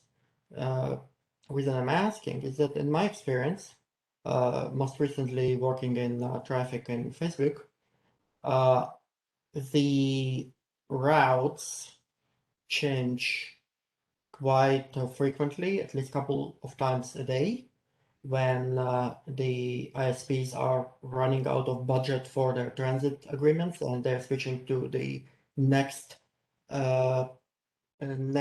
least expensive agreement. Because of that, the coordinates do not change. The network topology does change. This was my experience. I wonder whether your experience showed different results, and I would be interested in hearing a bit more about that. Thank you. Thank you. Shall I take that or Q? Go ahead and respond. Okay. Yeah, you're absolutely right. I mean, when we call it geographic delay, that's just a kind of shorthand. Yeah, we totally see the effect of route changes and even in so when we early on we did some exploration of VDSL access lines. And if you do a cluster plot of the G and the S, you can observe the effect of the modem seeking different operating conditions. And yeah, the G is not boring. There's a lot of information in that part. Exactly the kind of thing you were saying. Thank you. Just wanted to see whether there was something super exciting and surprising there. Thank you. Stewart. Thank you. I put myself back in the queue because I wanted to answer a question that Ahmed raised. He said, why do applications need to care about congestion control? So remember, congestion control is rate adaptation. It's how the sender knows the right rate to send to not overflow the network capacity. If you're using TCP or QUIC, then that's done for you. But if you're building your own thing on top of UDP, then that's your responsibility. I talk about this in my submission on the workshop agenda page. It's the first one. I remember talking to some people doing a video conferencing client, and they claimed they regularly saw 40% packet loss, 50, 60, sometimes 70% packet loss. And they claim this is just normal on the internet. The internet just loses 60% of the packets. And clearly, if you do a TCP trace, TCP dump of a TCP connection, you don't see 60% packet loss. So they were getting lost because they were sending 3 times faster than the network could carry. And that was what they were causing the packet loss. The internet was not losing their packets, they were causing the packet loss. And in a shared queue, that hurts all the flows sharing the queue. And that's why any application built on UDP, you have a responsibility to understand congestion control, because you hurt everything because the internet is a shared network, which is actually the title of my submission. Thank you. Thank you, Stuart. Jonah.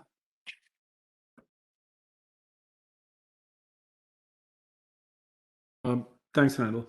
A couple of quick questions. One is on the CCA talk. I like the measurement of this application delay, and I think it's really actually useful. It indicates something about queuing that happens. However, it is not necessarily a purely congestion control metric. It's beyond that, and that's important to bear in mind, because actually it captures some. This gets trickier when you get to QUIC, because the TCP has a sequential delivery model. QUIC does not. So it's trickier to measure something like this and compare TCP versus QUIC when you start doing this. Separately, somebody asked the question of how often is Brandon asked the question of how often is RTT greater than the network's min RTT. Effectively, that's how I translated the question in my head, anyways. It's actually very often quite high, Brandon. If you look at packet traces at servers, you'll see that it can grow up to 10, 50 times the minimum RTT within a connection's lifespan. Now, that doesn't answer the follow-up question that you asked about how frequently does this actually cause problems to other applications, because that's fundamentally hard to measure. But it does grow. How much does it affect other applications? I don't know. Thank you. Vidi. Just, yeah, Jana actually answered the question that Brandon asked, and I was going to yeah, just address that as well.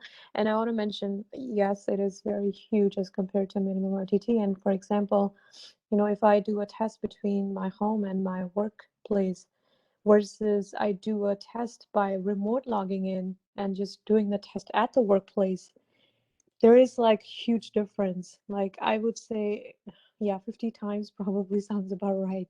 And that means there is some lot of buffer bloat. It's irrespective of whether I am the one who's sending the other competing traffic. The buffer bloat is just there in the network. I mean, it's probably because somebody else sharing the same cable is also sending the traffic, but it's the variable latencies and the variable RTT as compared to the min RTT is pretty bad. Yep. Okay, thank you. Next is Jim.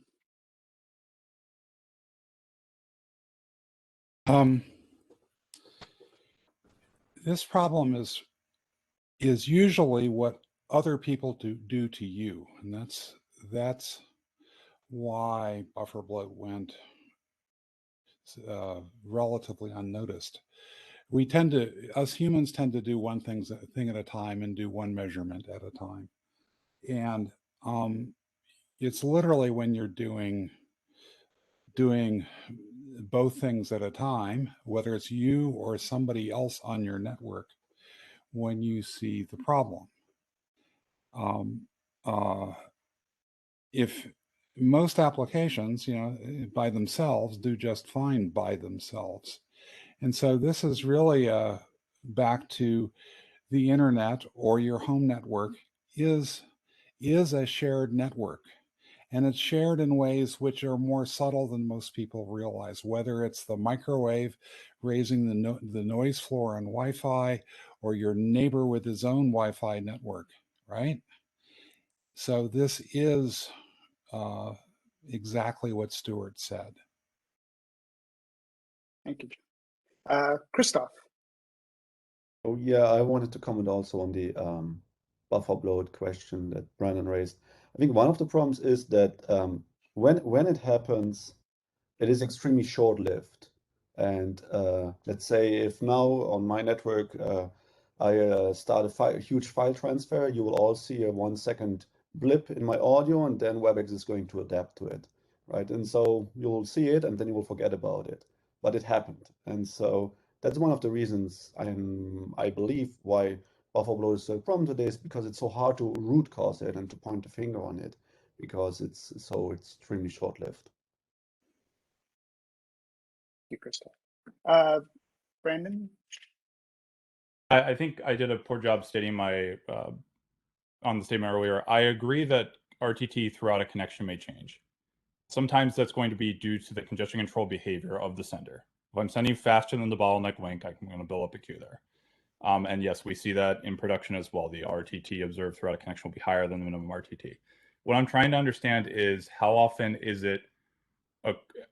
are these significant increases in buffering? Like we've talked about latency under load. Folks have been talking about we might need to extend the time that these load tests run to really fill up and saturate the buffer. Is that necessary? Is that type of situation realistic? Because for me, okay, I have a 1 gigabit per second up-down link at home on a fiber connection. Unless the total rate of packets arriving at this link is 1 gigabits per second, we're not going to have a queue build up there on either the uplink or the downlink. And so how often, if you want to saturate that link and tell me here's how big the buffer is, how often will that scenario actually occur? Brandon.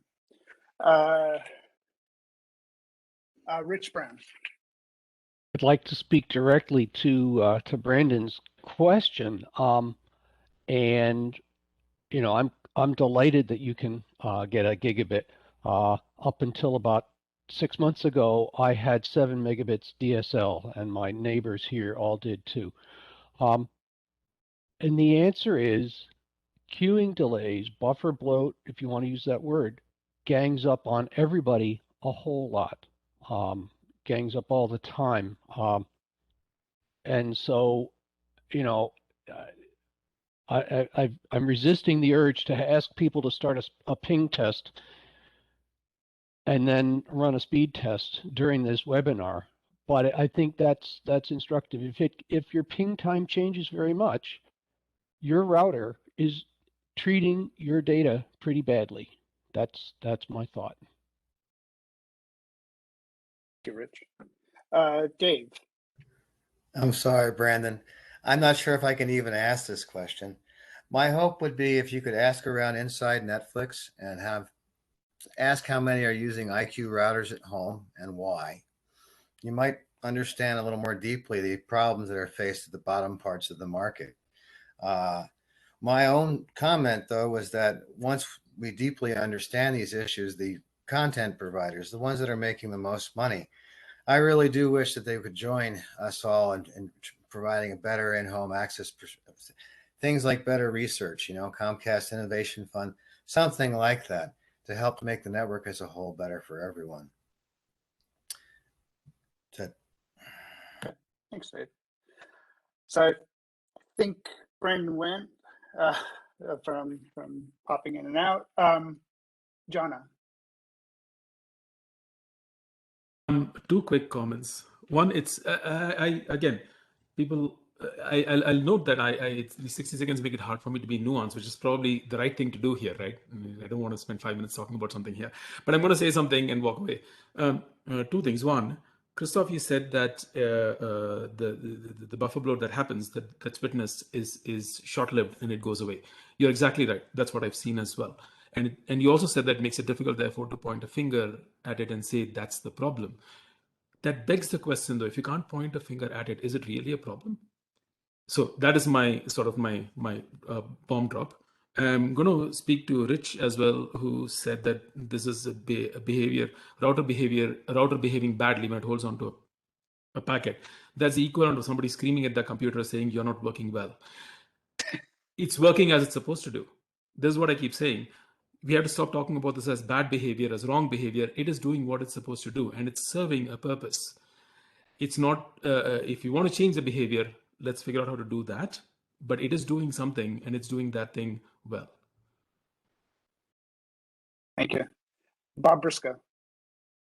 Yeah, I wanted to pick up on the perception that people might get that Brandon's saying he's got a gig, a symmetric gig, and therefore his data can't chase his queues, and they're never going to catch up with him. That sort of gives the impression that this problem's going to be solved when we've all got more bandwidth. But the middle of the market has more bandwidth when it's filling it with more data. And so it's only because Brandon's ahead of the market that he's not seeing the problem. Once everyone's got 1 gig, everyone will be filling 1 gig as well. Just like everyone's filling whatever they've got now when they're in the middle. It's only the people at the bleeding edge that don't see this problem. And quickly to pick up on Jana's point, or his bomb, the interruption is just more.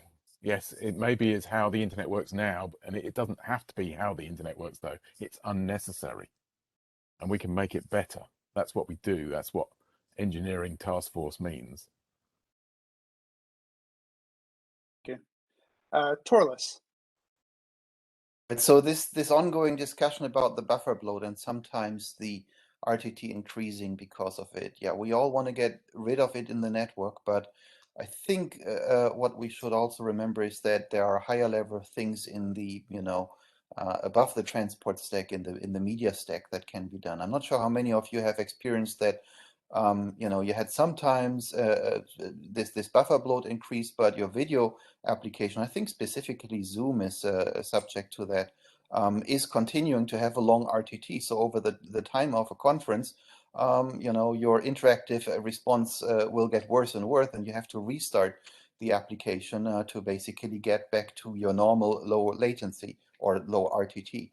And those are really problems where there are a lot of solutions in good codec stacks to catch up and do other things like doing different streams and so on. And maybe that's something that we could start to collect information about and document, at least informationally, in the IETF, because video conferencing applications on average really very often suck in that respect.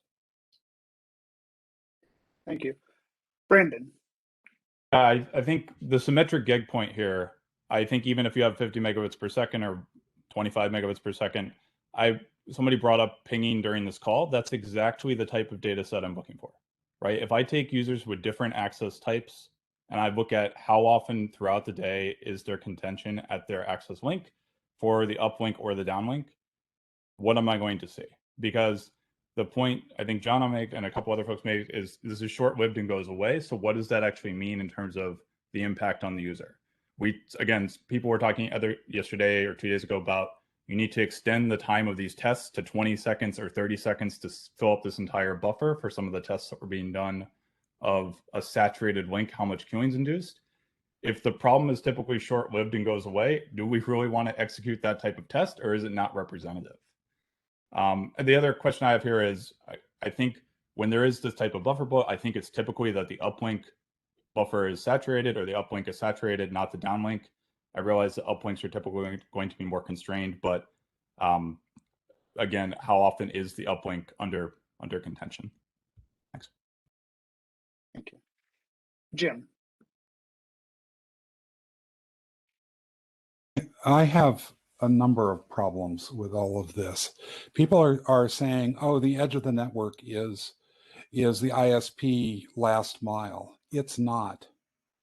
It's usually a Wi-Fi link inside the house or a mesh network inside the house or in fact, your cellular network. The other problem is the amount of buffering in a lot of these devices is not just measured in milliseconds, it's often measured in seconds. On an airplane, I've measured 740 seconds of buffering. I have measured 8 seconds of buffering on my bed in my house. The point of the long test is to push the network to where it stops working and find out how much, or if it malfunctions.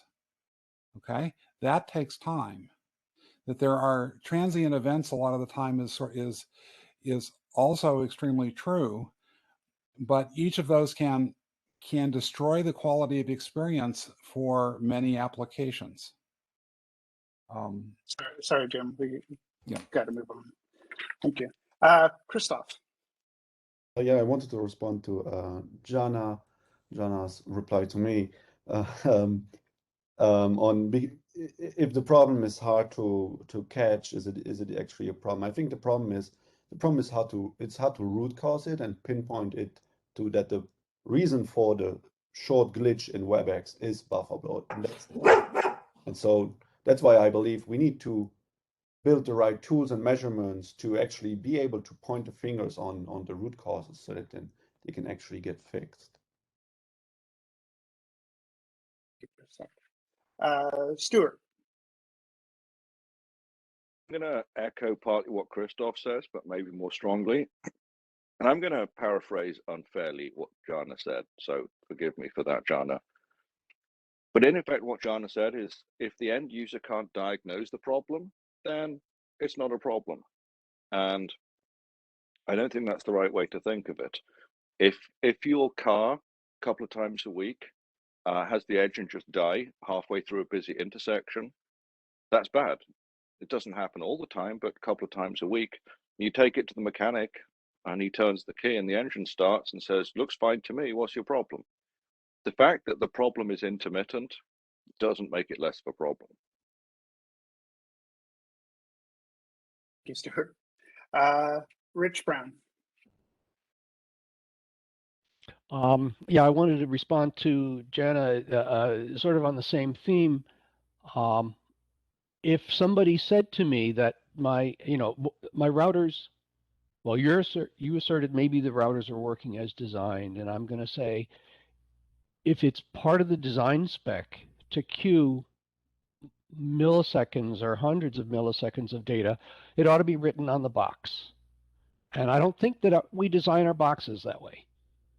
So I'd like to, I think buffer bloat's real. I'd like people to think about it seriously.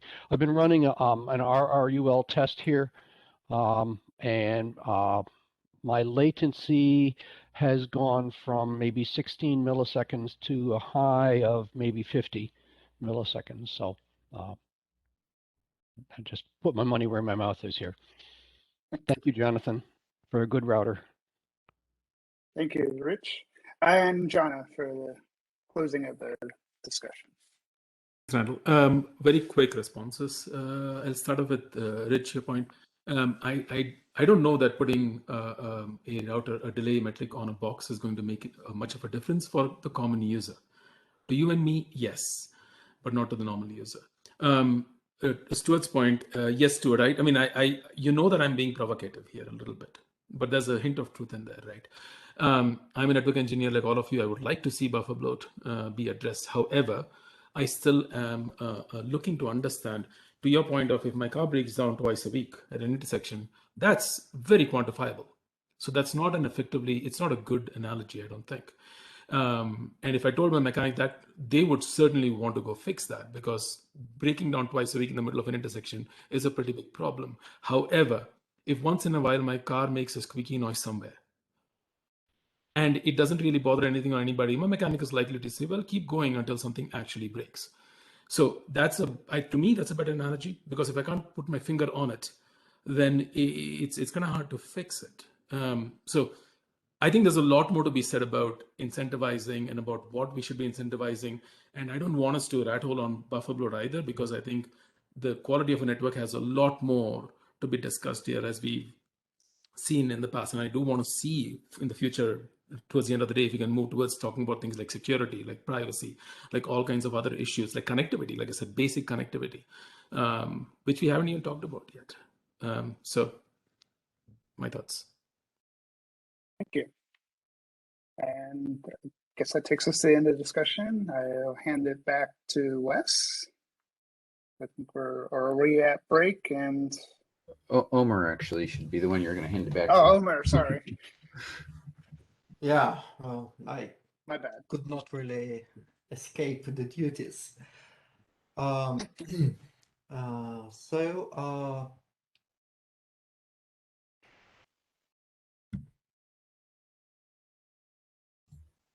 We are indeed at break. We are indeed at break. We will get back in 10 minutes, and we will start the third session for the day. The moderator will be Geoff Houston.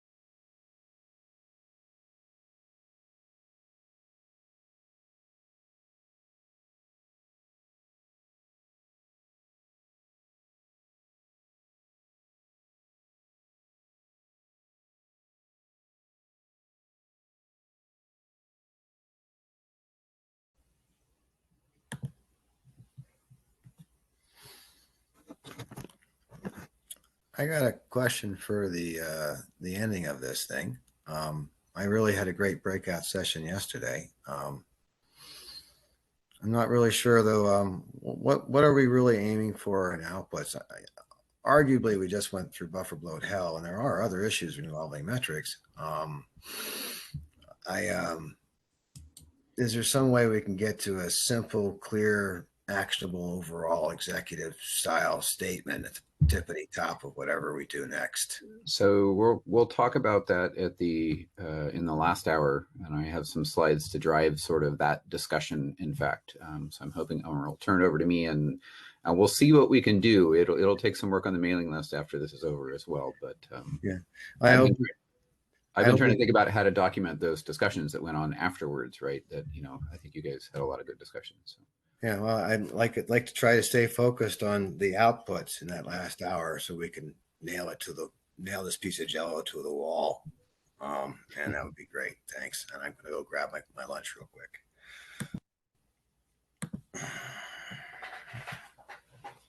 Is there ever an end to these things? You said at the end of this thing.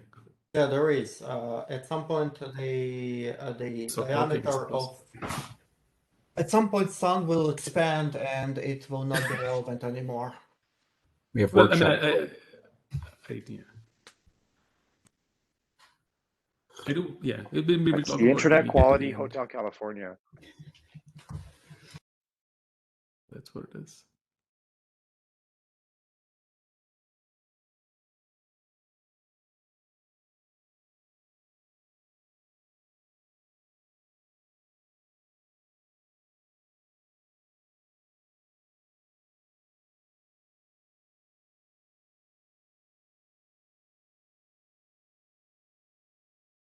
Jonah, to your question, I believe that the truth is that it's very easy to get used to the better level of everything.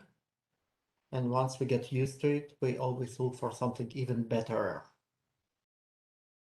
And as of now, it seems that the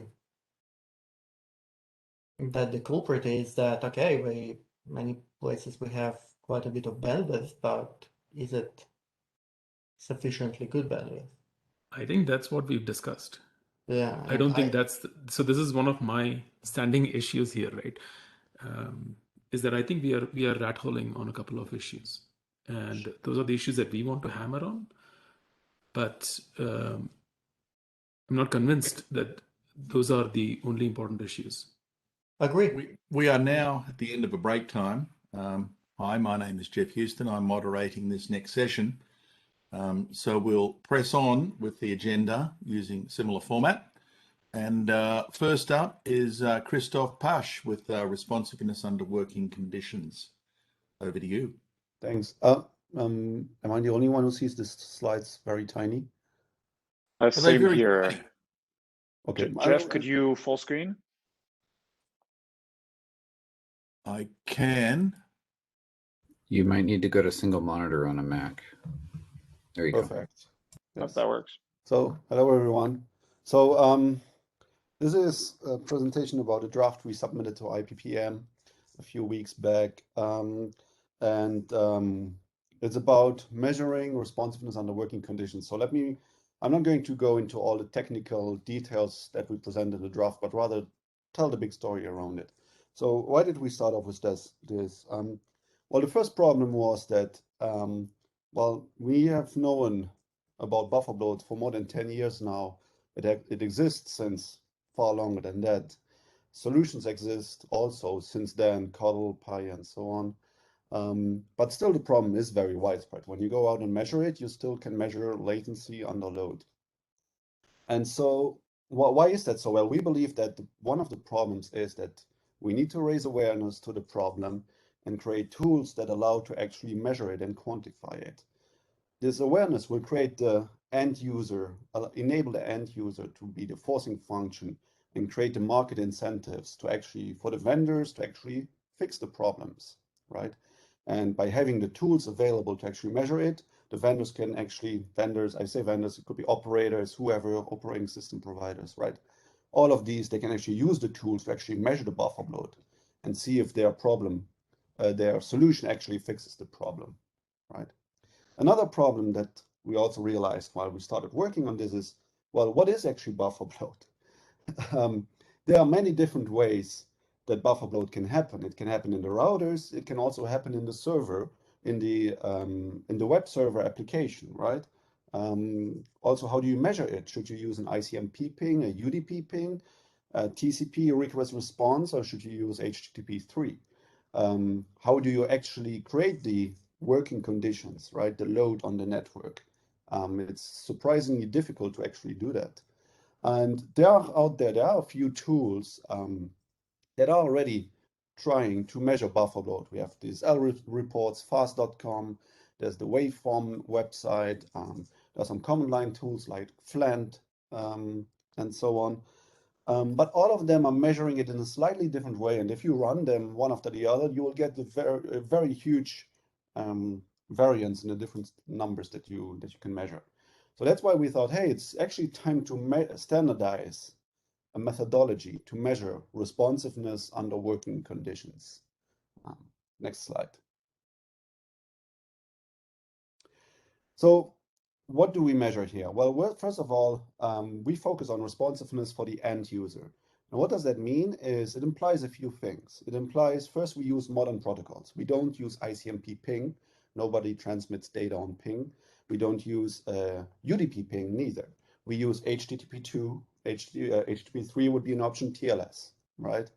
And we are very well aware, like what Matt presented on Tuesday, that buffer bloat can happen at different layers, and you can measure at each layer, and each measurement is valid. We just need to be aware of the layer that we are measuring has a certain meaning. And so measuring at HTTP2 has meaning for us because we want responsiveness for the end user. And also because we want to measure it for the end user, we want to measure everything, all stages of the connections, like DNS handshake, TCP handshake, TLS handshake, HTTP request response, and HTTP request response on the load-bearing connections. And finally, we want it to be user-friendly, meaning we want to finish the test within 20 seconds. And we want it to output a single number. We don't want it to output a CDF graph because the normal end user won't be able to interpret these things. So our methodology, and that is described very much in detail in the draft, is we create stable working conditions, which is pretty difficult actually to reliably create these conditions. Because the problem is you don't want a short-term spike of latency created. You want it to be stable because you want to run multiple repetitions of latency measurements, right? And so we create multiple HTTP2 bulk data transfers that are ramping up gradually, and we are adding more and more connections to it so that we can reliably fill the pipe. Then we measure responsiveness, and we measure it in two different ways. First, we measure it with HTTP2 GET requests on the load-bearing connections. So the load-bearing connections are creating one HTTP GET for a huge file, and then we run small GET requests of just 1 byte to measure that are multiplexed on the same connection to measure the latency. This allows to expose buffer bloat in the network and also on the server implementations. And then we measure also separate on short-lived parallel HTTP2 GET requests. That allows to measure while the DNS, TCP handshake, and so on, there might be prioritization happening in the network. So TCP handshake might be faster than the GET request and things like that. So we measure all these different stages of the connections. Next slide. And so then we crunch the numbers and output it as round trips per minute. The reason is why do we express it as round trips per minute? Well, first of all, we want a single number, and we want it to be the higher is better. We don't want people to look for a lower number.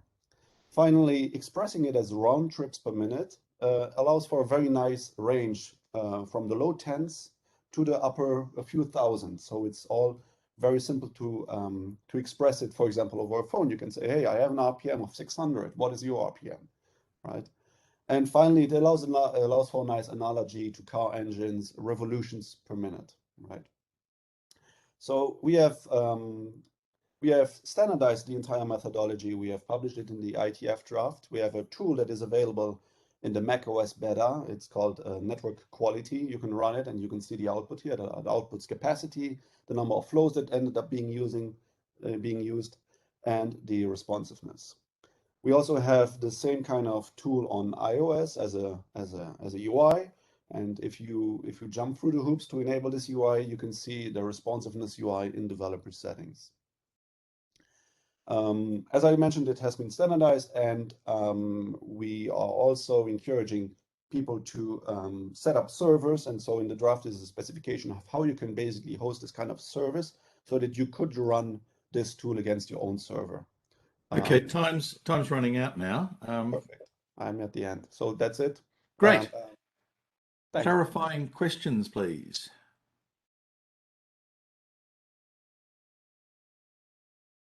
I see none. So thank you very much. Let's move on to Bob. Are you doing this presentation?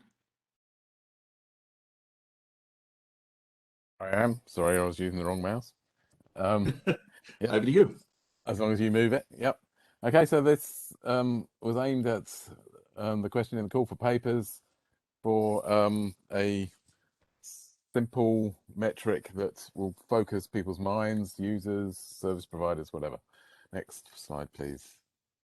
Jeff. Right, so this is just to give a bit of context. What we want to do is have a metric for varying packet delay, and one that we can all agree on gets people focused. And this is how variation occurs in different scenarios, a couple arbitrarily picked.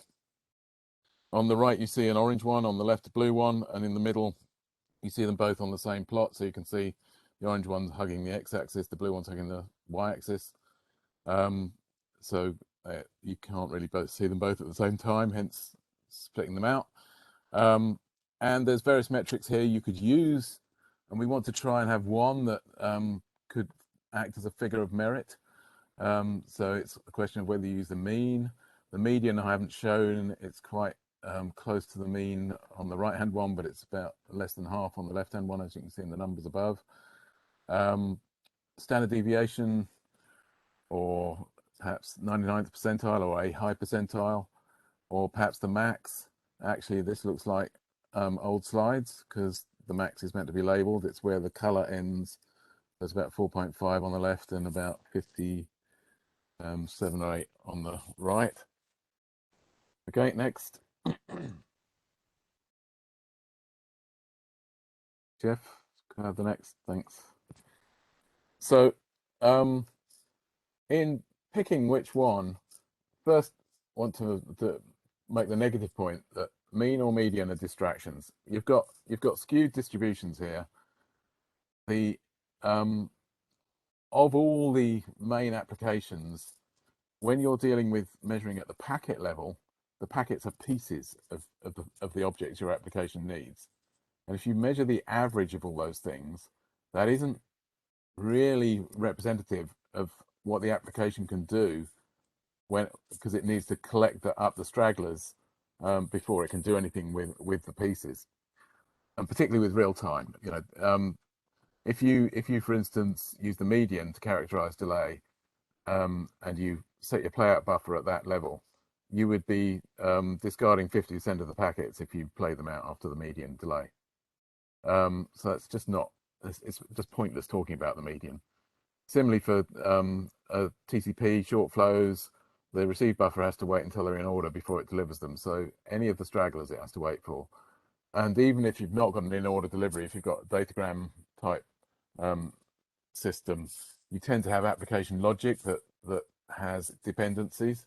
So a generalization, which isn't always true, but often, that we're really talking about the user experience being about delivery of an assembled product, or at least an assembling product, in some sort of window, not the pieces. And so measuring at the packet level, mean or median is really doesn't cut it.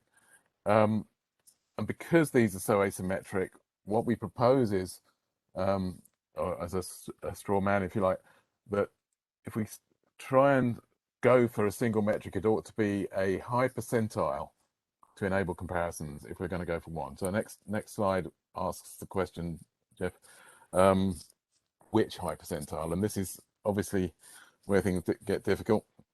There's a the main thing is not too high, otherwise it becomes too slow to calculate.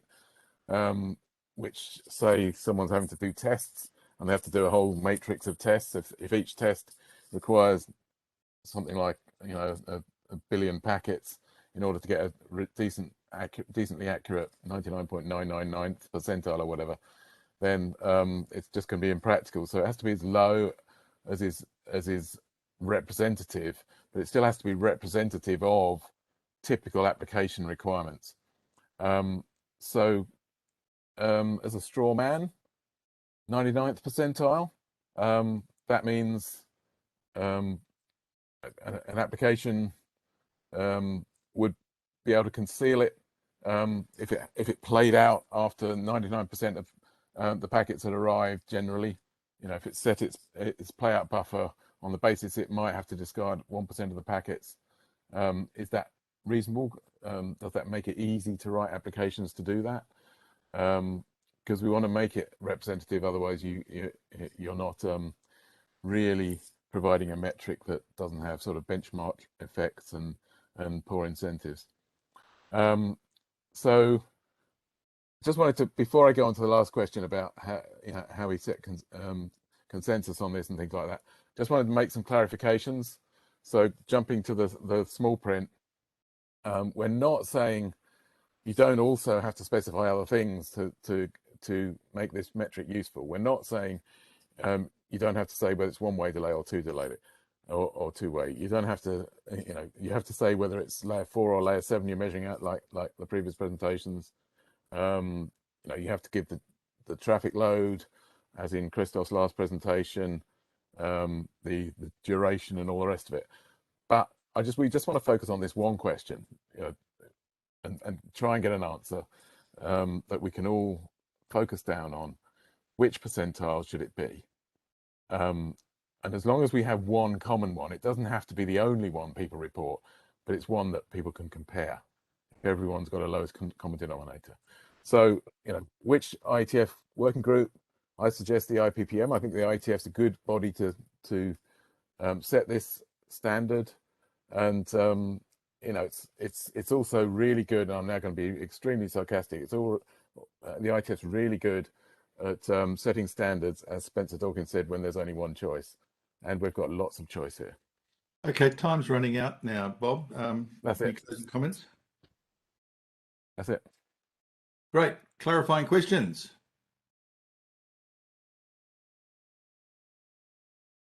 Bjorn, that's a clarifying question? No, I was lining up for the queue later. No problem. Okay. Gone.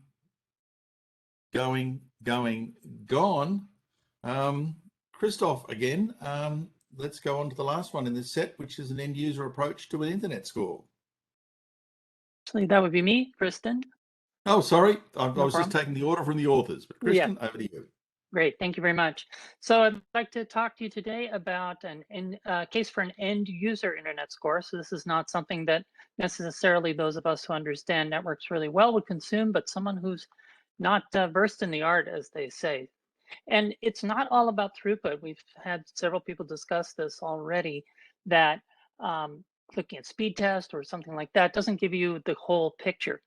There's many other things to consider, responsiveness, jitter, and protocol conformance. This is a particularly important thing, and many other factors that we kind of want to roll up into something that evaluates how our internet connection is doing.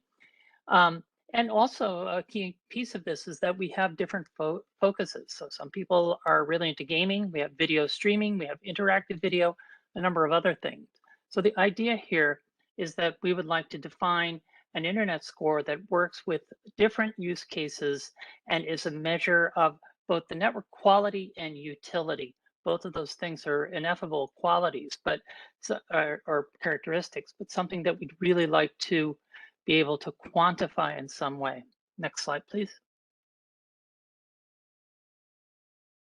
So there's plenty of network properties that we can evaluate.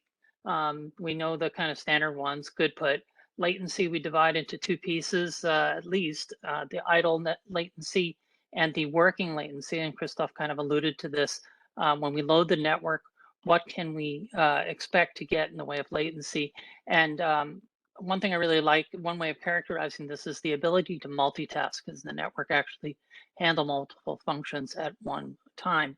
And then there's protocol conformance. We have existing protocols like ECN, V6, Wi-Fi stuff, and there are new protocols that, of course, we can't foresee.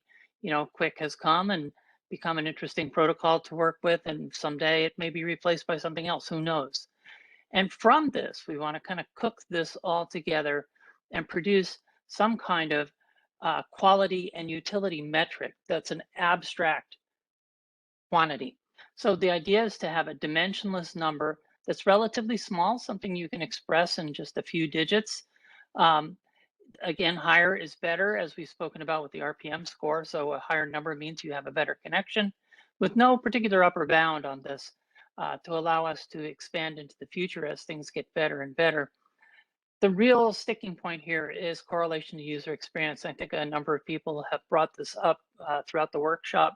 How can we get this to correlate well with user experience? I don't know the exact answer to this right now, but I believe that something is better than nothing, as long as it's not misleading. So perhaps we can come up with something that will get it to correlate well. And this is a key piece right here. So we want to be able to mediate these calculations with a weighting table, and it's a weighting table composed not of just simple weights, but of functions. And the idea here is that we can try to make this relevant into the future. As protocols come and go, as performance imperatives come and go, by changing this weighting table, because things will change over time. We know this, of course, and to be able to substitute in this weighting table, we can change both how we see the moment in time that we're at and what particular focus we have for different applications. Next slide, please. So our proposal is this synthetic score that we can scale into the future, and the idea is to use both linear and nonlinear transformations. We note that in psychology, a lot of the ways that human perception sort of transfers from a technical metric into a perceptual metric is nonlinear, you know, often mediated by things like logistic functions.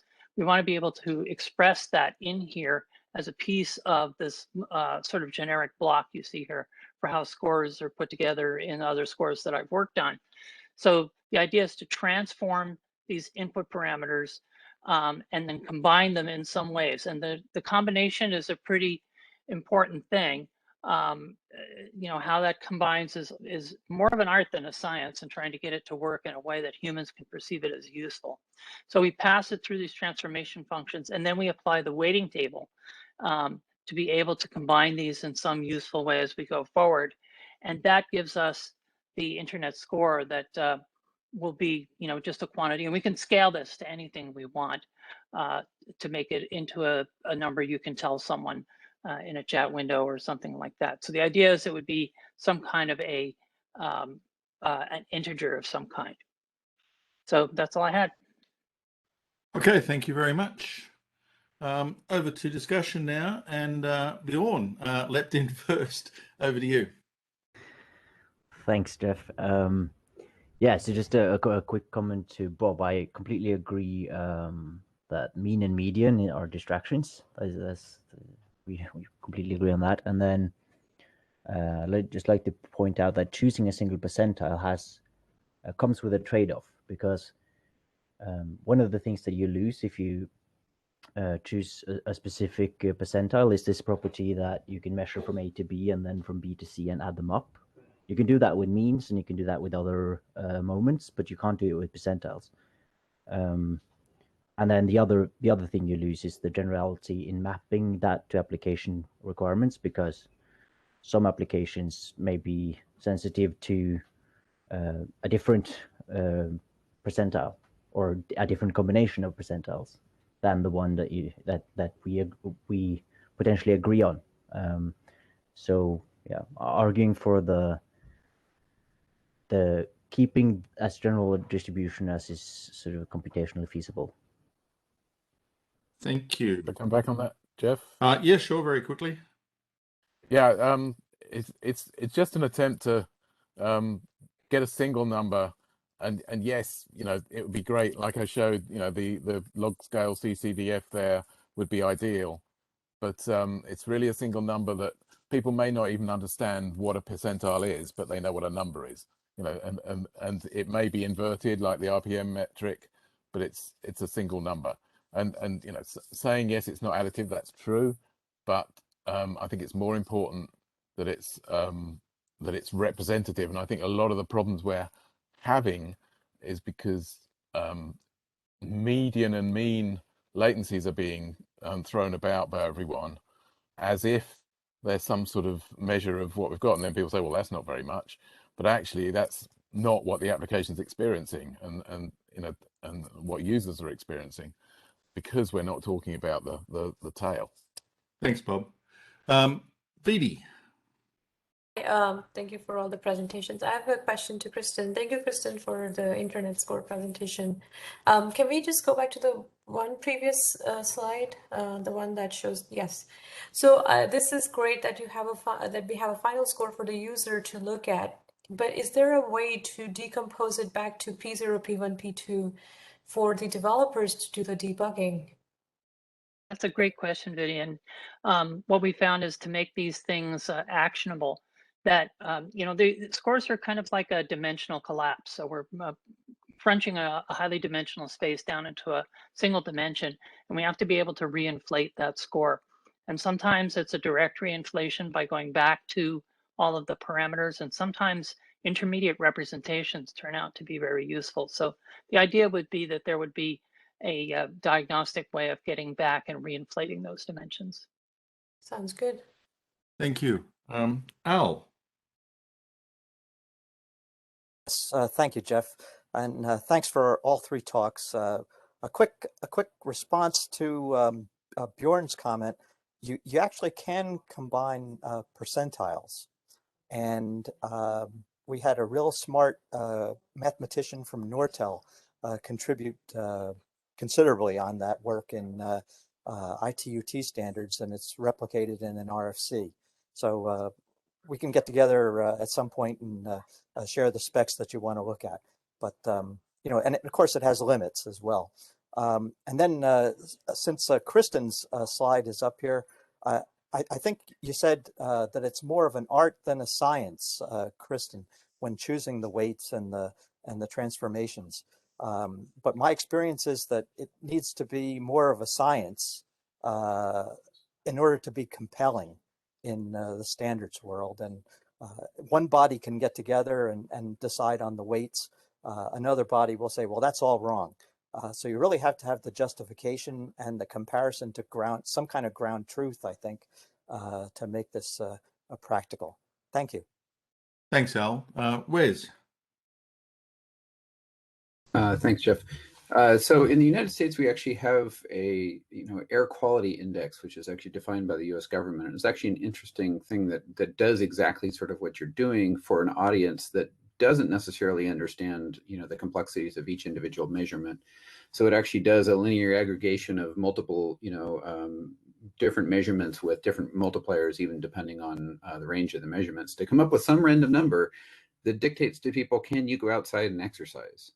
And then they even bin that down into color ranges. So we have, green is good and it's 50 or less, and then 50 to 100 is better. As a scientist, I hate that number. I want to see the individual measurements. I care that the smallest particle is getting into my lungs and I need a really good mask, versus just knowing that it's, bad air quality with big particles, which aren't quite as dangerous and things like that. But for the average user, I kind of like that notion of an aggregated number for people that really can't understand the individual problematic points. Thanks, Wes. I now need to go and re-find my screen. Everyone's still seeing the same screen, or is it flipped elsewhere? You have a white screen now, but the next person is Dave, if you want me to take over for half a second. No, I'm back in business. Dave wants it flipped back again. So back to the first one, Dave, and over to you.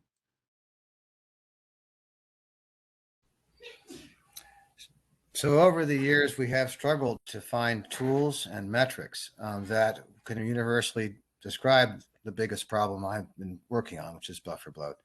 And I only recently came to understand that one of the reasons why the two sides were talking past each other was that on the one side, we had proprietary benchmarks with their own metrics. And on the other side, the work that my project was doing was covered under the GPL version 3, which for all intents and purposes in the corporate America was verboten. People were scared to run the tools or even do the data. So we have relicensed our IRTT tool to be GPL version 2. And all future work of the Buffer Bloat project will be under open source licenses that are acceptable to all. And moving forward, as we try to find common metrics. So there is a need for this particular draft for open source something, and I'm hoping that we get to work on that one and on any other stuff that we have in the hope that we can stop talking past each other. Thanks, Dave. Who's next in the queue? Anna. Yes, I wanted to comment on the combined metric. So the Swedish internet community did some work 3-4 years ago to try and define what was required from internet access, also defining a number of metrics that you would need to support. And we had a lot of discussions if all these metrics would, if they should be weighed into a single metric. What we ended up with was to say that, to pass in a sense, to be a good access for basic access or for a particular use case, you need to meet all these requirements. So the final outcome there was more of a pass fail. But as a user, you should have an idea that if my access has this security, this performance, various metrics, then it works for this type of application. So it was another way of combining metrics that you could also perhaps have thresholds and say you need to meet these if you should be a good connection for gaming or a good connection for something else. And you could also have, of course, grades for it, but to avoid having to weigh the different metrics together, which can be a difficult task, I think. Thank you. Kalevi. Okay, so my question is related to this last presentation and this synthetic score. So what is your opinion about this nature of this score? So it is, I can see two choices, at least two choices. So it can be a kind of satisfaction scale, something like mean opinion score or whatsoever. Or another possibility is to have a kind of utility scale, for example, value of time, which is used in the transportation area to measure the value of different kind of situations. So, and these are different because the value of time or other utility scale is in a way, let's say, more linear or more additive. So what is your opinion about this nature of the scale? There's a few seconds left in the minute. Do you want to answer right away? Let me just say that I'm kind of open to both right now, although I tend to lean in the utility direction. Okay, so that is also my preference. Thank you. Turles. So in the IPTV world, where there is no congestion, but the bandwidth is upfront provisioned or reserved, whatever, the key metric of interest for the quality is the number of disturbances that the user sees on the screen, right? So I mean, video bloatling or something. And if I translate this into the congestion world, I'd say that I very much like the 99th percentile from Joff, but I think it would be good trying to capture, a metric for exactly when or how often the 99% doesn't happen, but when you exceed it. So in the, IPTV world, broadband access network were said should have at most one such, visible interruption within 4 hours. And, I myself would also like to know how often my internet connection, exceeds the 99th percentile, because it's a big difference whether it's one big interruption or 10 smaller ones. 10 smaller ones would typically be perceived to be much more annoying than one big one.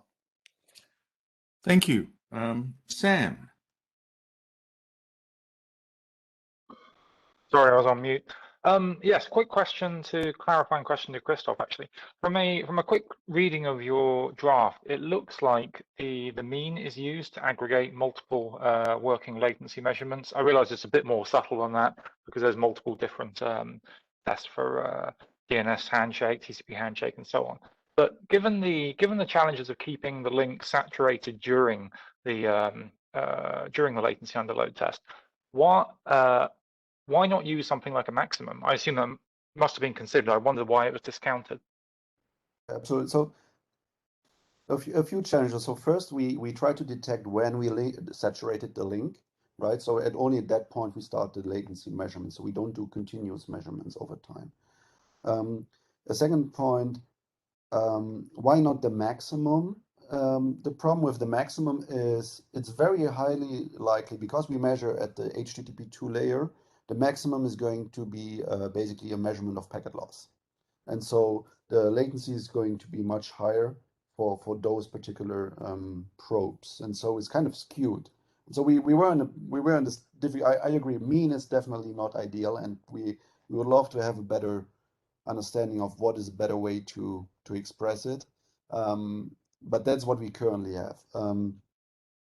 Finding a percentile is also difficult, because another problem that we have is if your network is hugely buffer bloated, measuring buffer bloat takes a lot of time, and then we run against the usefulness goal that we have of finishing the test within 20 seconds, right? And in some networks, actually, our test times out because there's too much buffer bloat in the network.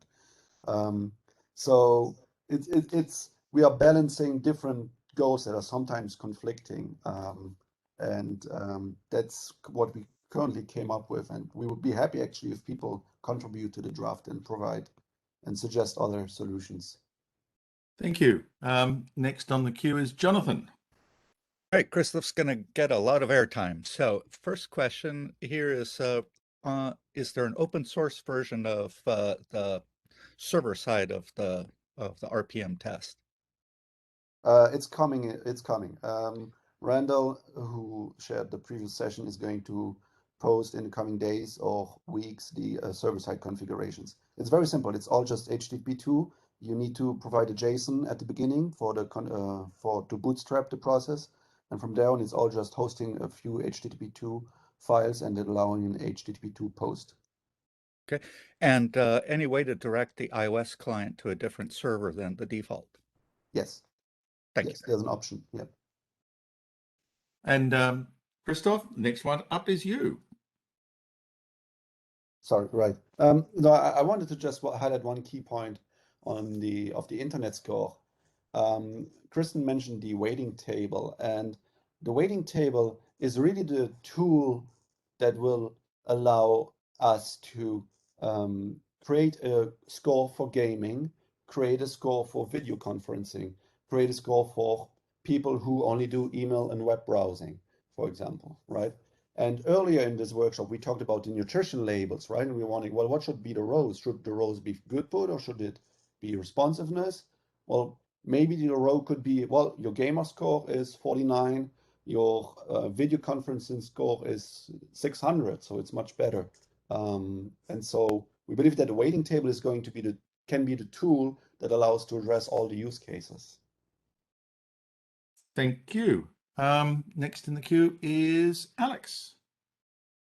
And I was actually, Christoph just stole my thunder of sorts, because I wanted to also comment on the synthetic score. I don't think actually a single score is useful at all. I think all it says is, okay, I can quantify to say, okay, this sucks, or this doesn't suck quite as much. I don't really feel how that helps in a general way.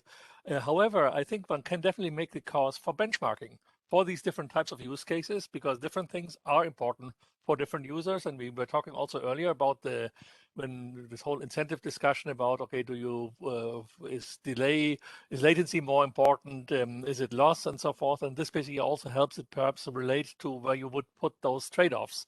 What score is better for which area? So I do think. So I think benchmarking is good. The one score itself is not so useful. On the other aspect, also on reinflating the dimensions, perhaps separate comment. I'm not sure I fully actually understand this, because if you say this mapping should be reversible, then this is just an encoding. I don't see how this can be one compact score if you want this to be that way. So I'm a little bit skeptical on that. And anyway, so I would, think about it and re-cue yourself, Alex, and all right. We'll move on to Bjorn. Yeah, I just briefly want to describe how we do this measuring, or this mapping between application requirements and measurements in the Delta Q system. And that is, for instance, if you have this IPTV, where what you care about is the whether or not there are artifacts for the end user, you can map that to an upper bound on the distribution of latencies and packet loss that is measured across that link. And then you can say something like, you can count the number of seconds that the network delivered a latency and packet loss distribution that was above that bound. So basically the network is too slow now. So yeah, I think that it points, what Turles points out is you need a metric that can also have a well-defined mapping to application requirements, and Delta Q supplies that. Thanks. Thank you. Dave. I am looking forward to, again, more open source efforts to make these kind of tools run on routers and on backends for everybody. And I keep pointing out how wonderful Matt Mathis's work, we haven't heard from him today, I don't think, was in making the Web 100 stuff actually very common in Linux. And it is extremely easy to be able to instrument TCP now on the server side or the client side using the TCP_info structure. And I hope that out of that work, out of exploring the kind of numbers we get out of that, we'll actually start finding even more useful metrics for application service providers to use. Thanks, Dave. Wes. So regardless of whether we have a single score or a food label type set, I'll argue that we need to enable studying the scores over time, as trends and deltas are likely more important than just a static point in time. Okay, that was quick. Viddy. I'm just thinking out loud about the internet score, and if it's, like every application or use case gets its own score, or for example, video conferencing gets 50 and gaming gets 100, and let's say 100 is good, 50 is bad. Are we also planning on, documenting what is the user supposed to do? Is he supposed to play games more, or is he supposed to figure out why his whatever video conferencing score is low, and vice versa? So just thinking out loud, if that's gonna be, the authors are thinking about this as well, or if they have any thoughts. Thank you. Alex, back in the queue. Yep. I think I have a difficult on the percentiles and those metrics. I think that I think one thing that is important is to refine these over time and add this time component. Is a little bit echoing what Wes said, but I think also one thing to think about is basically should there be metrics for recent high water marks or recent percentiles, so that we can distinguish basically the long running, basically what we're experiencing of our service versus also again shorter periods and in the more immediate past of time. Thank you. I put myself in the queue, so I'll put the timer on me. I think in searching for one metric, we're actually engaging in telephone thinking. If the network only had one use, it was really easy to figure out the quality dimensions of that particular use framework. When we set up a packet-based network, we had no use in mind, and we've actually had a complete panoply of the way applications actually drive the network. And while we might say everyone uses TCP, therefore the network's optimized for TCP, I think that's wrong, and it's kind of tunnel thinking. One metric doesn't solve all of the various applications we use and would like to use. And trying to narrow this down to a single metric of quality, I think, is actually kind of thinking about this the wrong way. We actually need to be more sensitive to the various requirements of applications. And that was my minute. Over to Sharat. Thank you.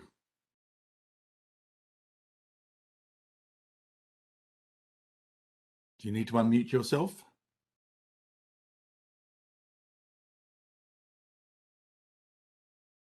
Sharat? Hello, is it audible now? Sorry about that. Okay, so I just want to add some points, some thoughts to what you were saying, Geoff, and also with these comments earlier, that I do agree that we probably need to look at the metrics from an application perspective, because that's something I believe a user would understand. And if you listen to our talk yesterday at Canopus Networks, we are trying to do something of that sort, where conferencing application has certain metrics, right? That can be exposed back to the user, that a network right now can support certain such amounts of latencies or jitters. And of course, agreeing to Wes that it's a time varying metric. It's not a fixed thing. It could be a particular value today, but it could change tomorrow as well. But making the application the center of exposing these metrics, I think would be useful for both the customers to understand and the developers to work on it to improve it further. Thank you. Thank you. Wes? So I don't really know how to rectify the fact that we need different things for different people, and how to, come about with the debugging information. In the DNS world, we've debated adding extra fields for debugging and who actually should be able to interpret, what a software author writes in there, and whether it should be shown to the user or not, and whether they should be given a button that says ignore the certificate error, right? I can say that there are a large number of cases where we have red and green lights, because that's what a user needs to know. Is it down right now.com is one, and is it raining.com is another one, right? They just want to know yes or no. And unfortunately, that's what users want a lot of the time. Does my network work? Yes or no. Thanks, Wes. Michael? Yeah, I I believe we're overcomplicating this. I think that there are not so many applications that want latency. There are some applications that don't care, and that's all right. And then there are applications that care much about having little jitter, but when you have little latency, you also have little jitter. Altogether, just keeping latency low and focusing on that as a metric, as something we can measure, is probably going to help very many applications. And then you can try and classify that in applications that care more or less about this, and say this matters for gaming, because even the low rate traffic is going to have low latency here. But then if you have high rate traffic, it may produce latency. We just want to avoid it. I think the bottom line is we aim at low latency, and that's pretty much it. Under load. I mean, that's my 2 cents. Thanks. Sylvester? About metrics and video conferencing, it's some applications do have this, but I have never seen an application which said that, okay, it's your line which is the problem, or it's the other party's line which is the problem. Should I solve it, or should the other party solve it? So this kind of fingerprint pointing we mentioned several times these days, that's I think is really important. Thank you. Rich? So, yes, thank you. I want to pick up on what Michael just said, that for people that are espousing, we need multiple measures for different applications. I guess I'd ask people to design them and implement them. Point us to the code, we'll run them, and we'll see if we can get any good data out of them. That's it. Thank you. Wes, we seem to have exhausted the queue. We're a couple of minutes early, but guided by you. Do you want to move on to the next part? It does seem to me like it's a good time to wrap up if we're in an empty queue and we're 3 minutes before. I don't know why we wouldn't take advantage of the fact that everybody's done. One of my friends who ran an ISP always said that there were a bunch of gamers that he called low ping bastards, and they were his nemesis. That whenever the network clagged up, the low ping bastards would hit the phones and give him a hard time. And maybe that's what we're talking about. So what's next? Wes, is this the last slide? Yes, over to you. All right. So I think we've been thinking about what to do in this last hour and trying to figure out how to wrap stuff up. So let me go ahead and steal sharing. And we will go with this. So what's next, right? How do we, this has been a fantastic 3 days of discussion. In some ways, it feels like we came to some conclusions. In other ways, it feels like we're just getting started, right? And I think that that's probably the right thing to think about. So a little bit of administrivia first. First, yes, the website is still out of date. We apologize for that. We are working on getting it fixed. There's multiple issues, including running a workshop and trying to, get other stuff fixed at the same time. Yes, people have asked, can we publish the slides? Yes, we will publish all 3 slide decks as well on the website. And yes, beyond today, please do consider continuing this conversation in both Slack and email and stuff. So here's what we proposed for the last hour. Sorry to interrupt, Wes, but nobody can see the slides. What? Can you see them now? No. We can all see the slides. It's just the white slide. I mean, yeah, sure. We're not seeing what you're trying to show. Weird. That has worked before. Let me do it this way. Can you see that? Yes. Okay. So it won't go full screen, and I'll just work through it. That was the administrative slide, but I read it, so you probably don't need to read it. But this is what we proposed for the last hour. One, to try and document some of the conclusions that we agree on. And I'll do that in 2 parts, and we'll continue that in a minute. And then for another 20 minutes after that, we'll sort of talk about what the next steps are. What do we need to do that we can do immediately? What can we do in the IETF? What is like longer term research? And then of course, coordinating on the mailing list and continuing to do stuff is a good thing. And then once we decide, okay, here's the next steps, who wants to commit and actually helping? But first off, for the first 30 minutes, what can we agree on? So I'm going to propose the following experiment. And this is where there's a fine line between bravery and stupidity. And I'm going to figure out which side I'm going to fall on for this. So queue up if you have a statement that you want to propose. This is not for discussion. I want you to pick, some statement that you think we agree on.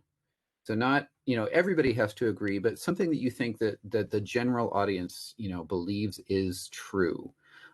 Don't pick something that you think you're in the minority for, in other words. Example is there is no single metric. I think there's been a lot of people that have said that. And we'll write them down and we'll send them all out later. And I will be stupid again and actually start writing some of these down live. After we sort of run out of items, I don't think there should be too many. I'll start a second queue for people that disagree with some of the statements to really push back against it. And this is just sort of an experiment for what conclusions do we think that we actually can come to that we can document in the final workshop report, and which ones do we still need to think about more. So with that, Jeff, I'm going to ask you to continue running the queue if you can, and I was just going to volunteer to do so. Thank you, sir. Okay, so first up in the queue is Bob.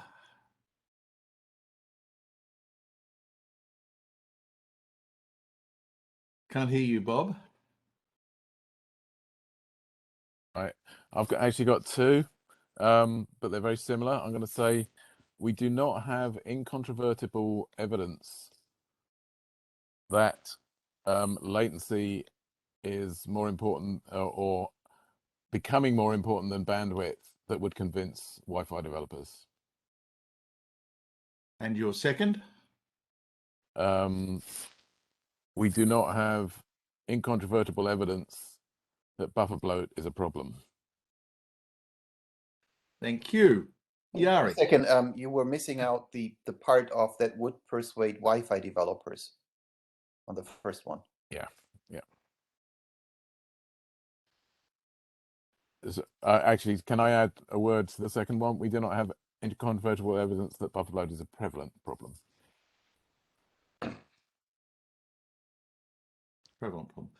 Jari.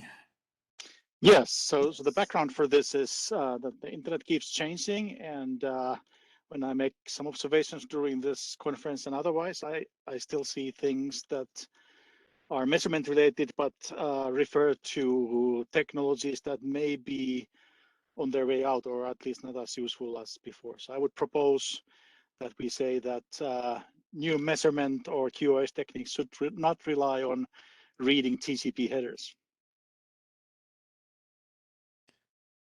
Thank you. Michael. Yeah, as I just typed, I mean, I think we probably have large agreement on the statement from Bob that that the mean and median are distractions when it comes to latency.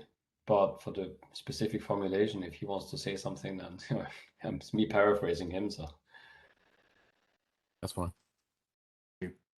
Tuolas?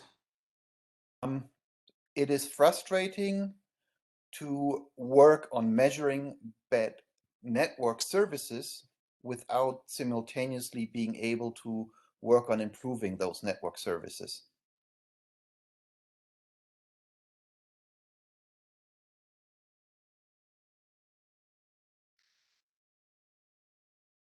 Where's time to type? Okay. Neil. Sorry, I don't think hard is the right word, right?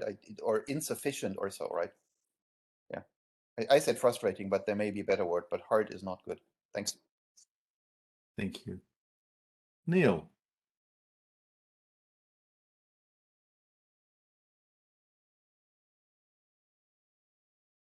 Can't hear you, Neil. My microphone's not working. Neil's microphone is not working. I think what he Okay, meant so to in the say chat is, window, Wes, yeah, the the measure measure- needs to support localization. Thanks, Bjorn. Yeah, so yeah. It gets to the point where detecting a problem is not very useful unless you can also find out where the problem is and potentially what to do about it.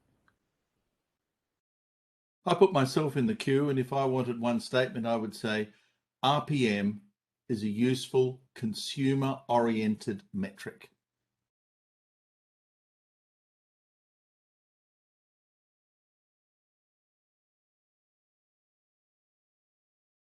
The next in the queue is Dave.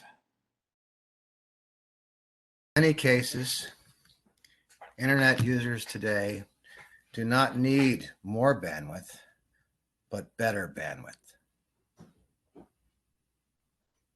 I said I did preface that by saying in many cases, but you know. Thank you. Lars. In general, I'm trying to paraphrase down to the general, but do feel free to disagree with my truncated wording. I'm looking for short statements, people. Lars. Right. Stakeholder incentives aren't aligned for easy wins in this space.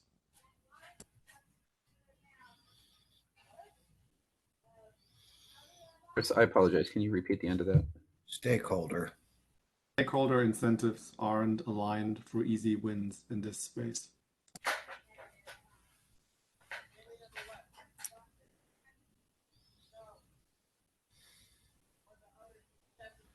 Anna. And we need a combination of active and passive measurement.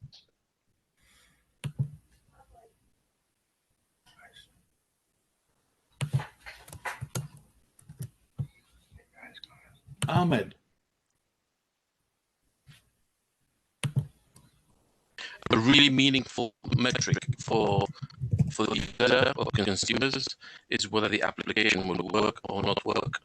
I've put in Slack the percentages and what they mean through a lot of consumer research that the regulators have done. Things like highly likelihood of service availability, likely to get service, intermittent service availability, likely to get service. And I think from our experience, those have been very, very useful to explain to people whether they're getting the service through or not, and the percentages are reflective of people's perception. Those could be the percentages are kind of like also fixed. The meaning could change on an application basis, but you can even map them to smiley faces and not just smiley faces. So Ahmed, your audio is horribly broken, unfortunately. I got the beginning, which I wrote down. If you think you want something else, can you type it into the chat? I'm going to break the rule and go ahead and put that in the WebEx chat as a verbal comment you couldn't quite complete. I'll be in the chat, yes. Thank you. Next in the queue, Tuolas.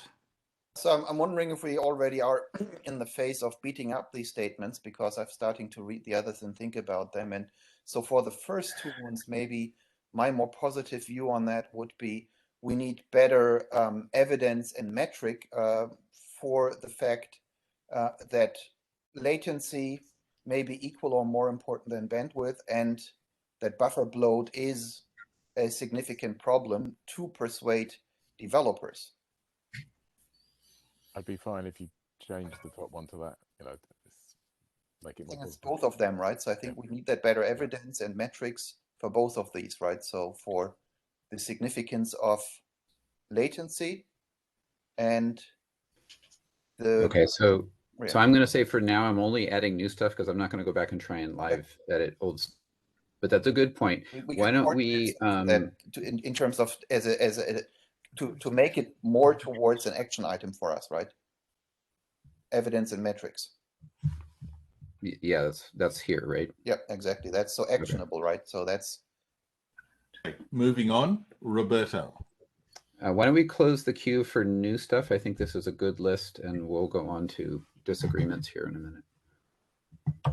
Useful metric for goodness must actually incent goodness.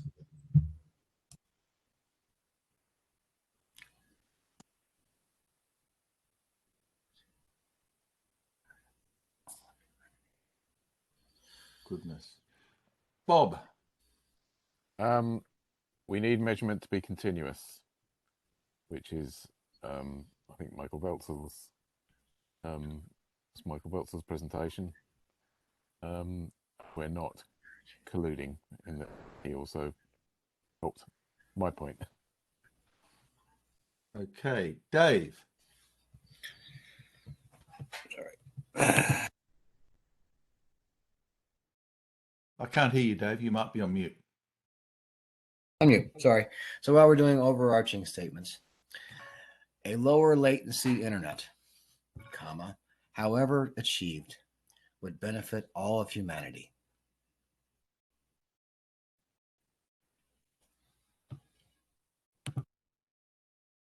Kenjiro. Okay. We need a simple tool to fill a gap between ping and speed test.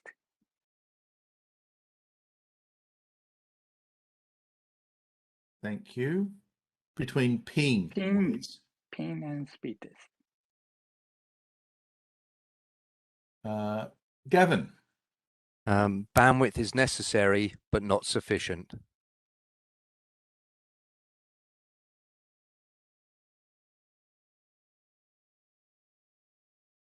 Sylvester.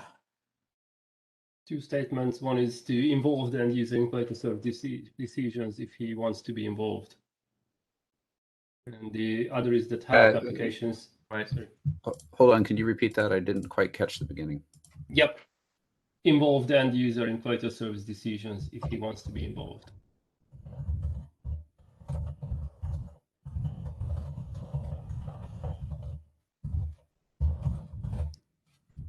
Service decisions, I think Sylvester said, Wes. Yeah, quality of service. QS. And the other is to help applications to make good measurements, do finger pointing, and getting evidence about the reasons. And finally, sorry.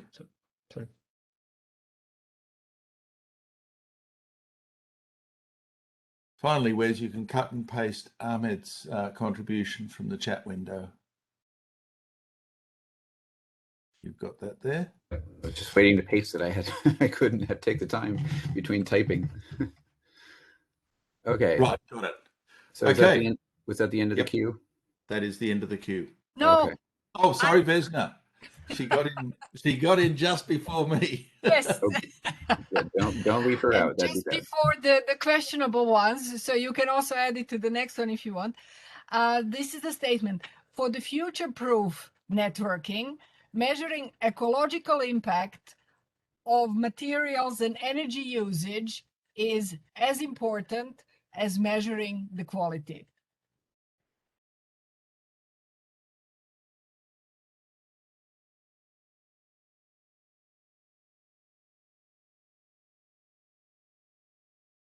Okay, Thank you where's very the much button? for that one. I actually meant to poke on that subject because I don't think we've covered it enough. So that's an incredibly important topic that I think we need to consider. So thank you. All right. So the next step that I wanted to do is there anything in this list that is now too small for you all to read that you think is just absolutely wrong, or you think that at least that you think that multiple people agree with you that it's absolutely wrong? I'm just trying to get a feel for which ones are there disagreements out that these conclusions need more work on. And I'm not going to write anything down. I'm only going to mark sort of the ones that people find contention with. But if you think you're in the minority, please don't speak up. Think about the 3 days worth of conversation when you're trying to decide. So shall I speak? Or are we queuing? Jeff, we're queuing. We're Jeff? queuing? Okay. Dave, you seem to have... Oh, no, let me understand where this queue started now. I'm going to go back to where Al said plus Q at 3:12 my time. God, it's early in the morning. So Al, is this in response to Wes's comments? Thank you, Jeff. No, I was trying to queue up for an additional point, and I didn't see you close the queue in the midst of Ahmed's blast of additional text. So I apologize for that. No problem. I'll move down. I'm on to Evgeny.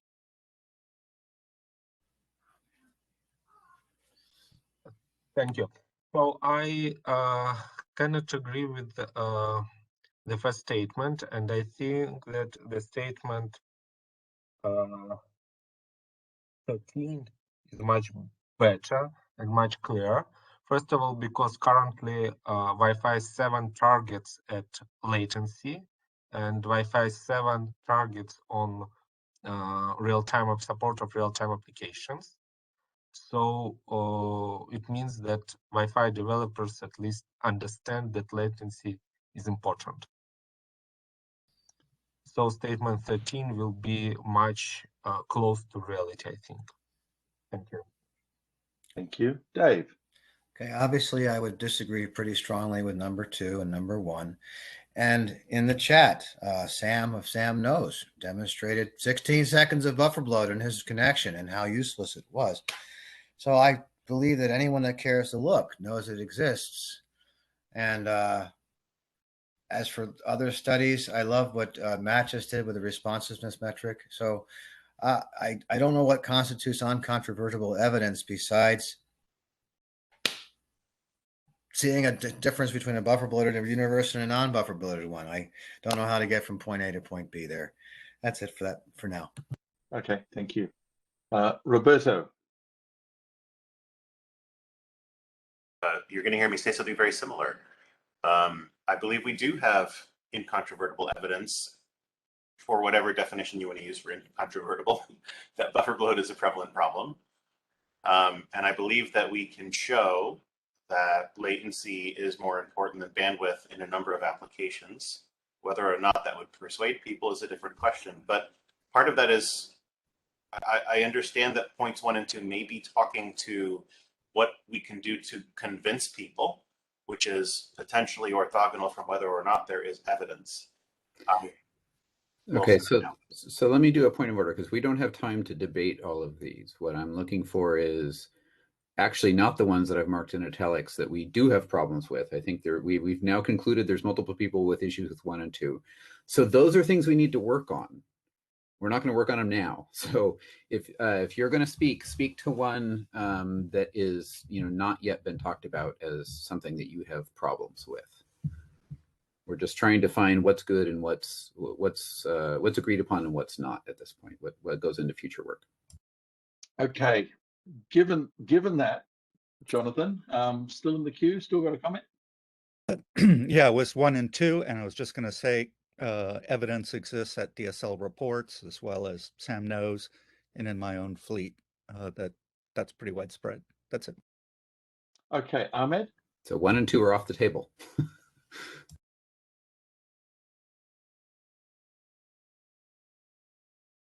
can't hear you, Ahmed. I'm going to move Hello, on. can you hear me? Yeah, now, yes. Can you hear me? Yes. Is it possible to develop a minimum spec for a standard home Wi-Fi router from a network engineering point of view, not spectrum point of view? A minimum Want to spec repeat for in a the chat home window? Wi-Fi You're again router. having a really, really bad audio. I couldn't understand it. A minimum spec for a home Wi-Fi router from a consumer point of view is what I heard. Okay, so that sounds like a proposal to add. And that would include clock speeds, queue lengths, all that. Ahmed, your audio just doesn't work at all, unfortunately. It's very broken. Can you paste what you want into the chat?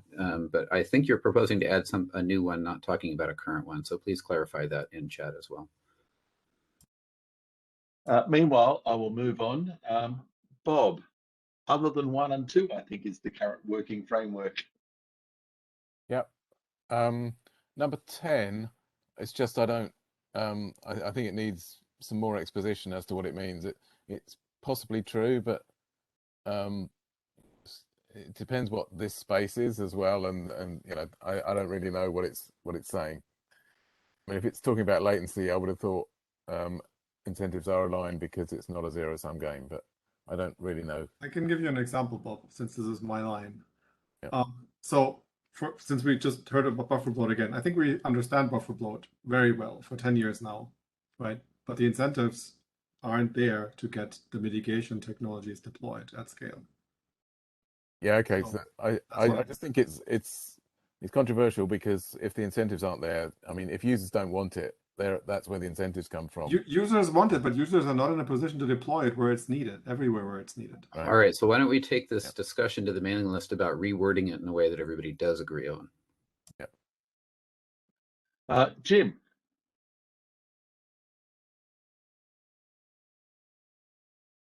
Jim, you're muted. Oh yeah, when I first ran into what we now call buffer bloat, I was talking with Dave Clark, and he said something that echoed with me, which needs to come through in our conclusions. And that is, be careful about yelling fire in the theater before the exits are marked. I believe we now have the technology that we've marked the exits. We need to yell fire. Okay, we were after points that were or were not controversial in that rest of the list. So with that in mind, Jana, sorry.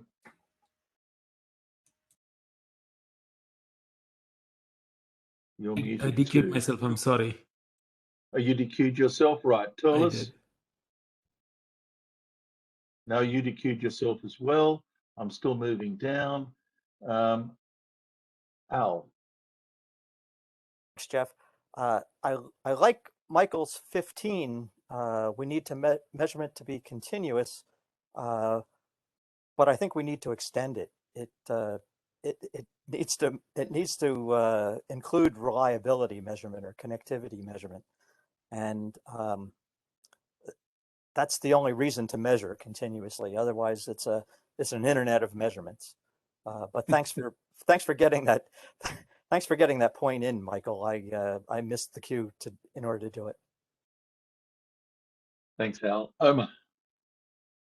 I think that point 17 needs to be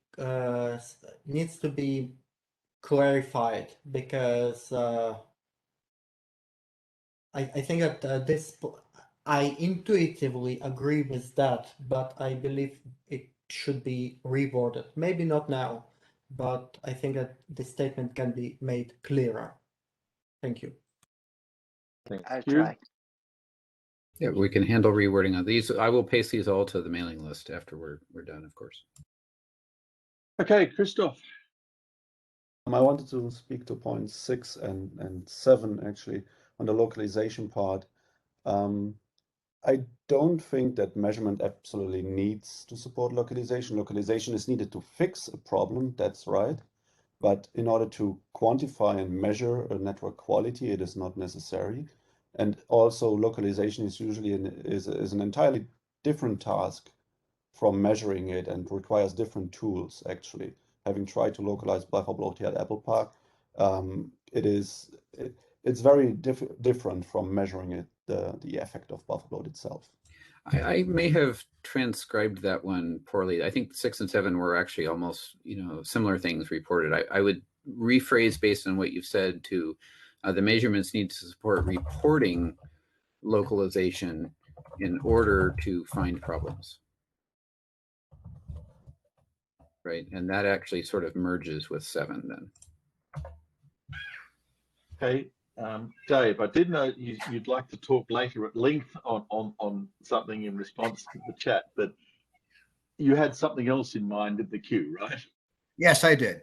Thank you. Actually, when I first heard him say localization, I jumped for joy because if you go to Google Trends for my bête noire, you'll find that it's only in English-speaking countries. And yet I know from having lived in a Spanish-speaking country that they didn't get it. It just didn't. And they still have horrifically horrible problems. So somehow the word localization meant to me needs to be explained in all the core languages in the world where it needs to go. And we just changed it back. So just my thought, we need to get it out of English somehow. Okay. Alex. I have a comments to a few of those, particularly I think we need to separate concerns. I think some of these items are conflating things and I would separate them out. An example is actually number 11, which was, where was the one with the active measurement and passive measurements? And it said basically we need a combination of them. I think these needs to be articulated as, both have their place. We need to have both, but it does not necessarily have to be a combination. Similarly, in the number 21, the future proof networking, the ecological impact, and is as important as quality. I'm not sure why we are conflating them. I would simply say this is important as well, right? Both are quality is important, and energy usage. Those things are important as well. But I don't know why we are mixing them up into a single one. And then finally, the third one was actually what Dave was just mentioning. I think actually clearly localization, isolation is very important, but I would separate that from detection. And I think, again, both have their place. Of course, we need one. Well, maybe we need both, but we should look at them separately. So I would call them out separately. Isolation, one thing, and detection, another thing. Both have their place. Okay. You up to date now, Wes? Now we'll reword that one later on the fly. I think that's a good point, but we're already rewording that one twice as it is. So. Okay, Michael. Okay, well, thanks for putting mine in. It wasn't really how I would have phrased it. So my point about these continuous measurements was that they need to be queryable after the fact. You're using an application, you want to be able to go back to it. And a part of my point was that can be done reasonably when you use passive measurements. I am a little worried with just saying measurements need to be continuous because somebody was just saying that then we have an internet of measurements. I mean, we end up filling the network with traffic. So maybe this should have a word of in 14 it is to say that at least passive measurements to be continuous, or passive, or just say passive measurements to be continuous. No, this is in 14.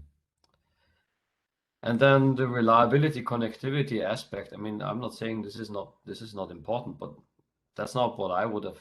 I mean, it can include anything, Like my concern would have been pinpointing the reasons for latency.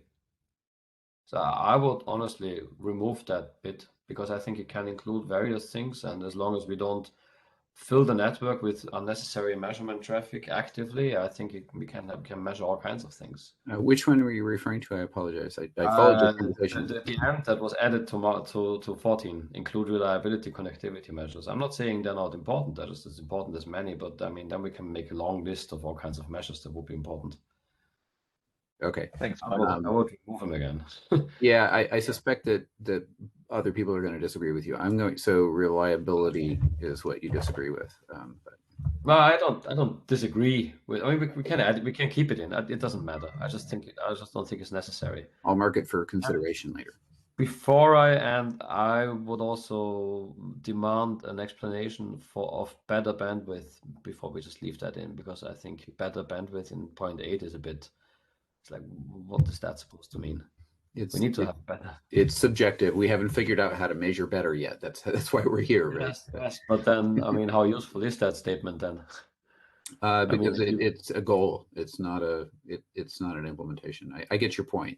Yeah. But if the goal is as unintelligible as that, then But okay. Right, moving on. Stewart.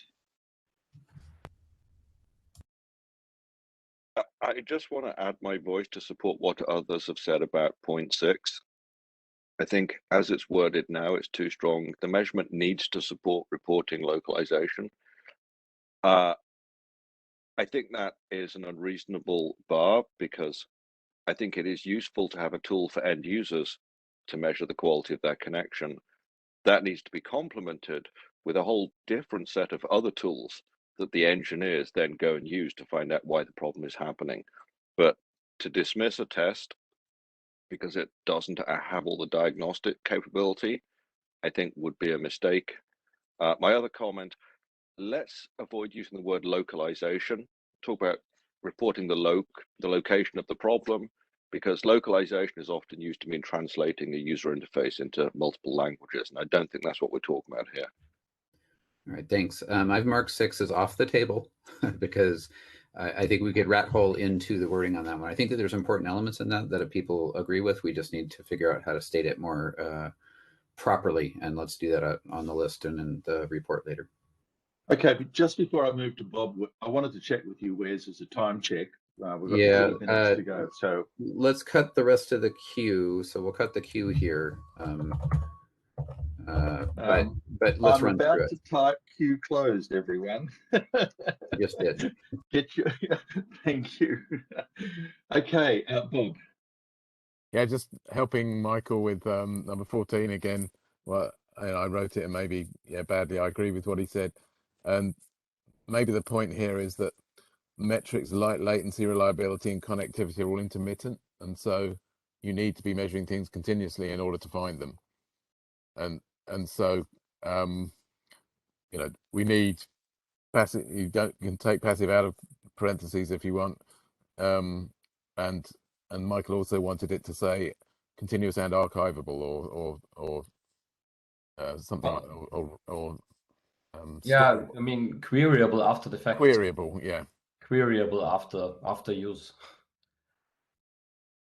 Okay, thank you. Al? Yeah. Thanks, Jeff. And yeah, Michael, I didn't. Sorry, I had to jump on your particular thing here, but it was this person who said we don't want an internet of measurements. That was me both times. So we've taken. I think a lot of people have actually taken a look at using active measurements to assess in a continuous way the connectivity and so forth. It just has to be a really low bit rate stream, and there's ways around this, and completely agree with the additional points you made. Thank you. All right. Thomas?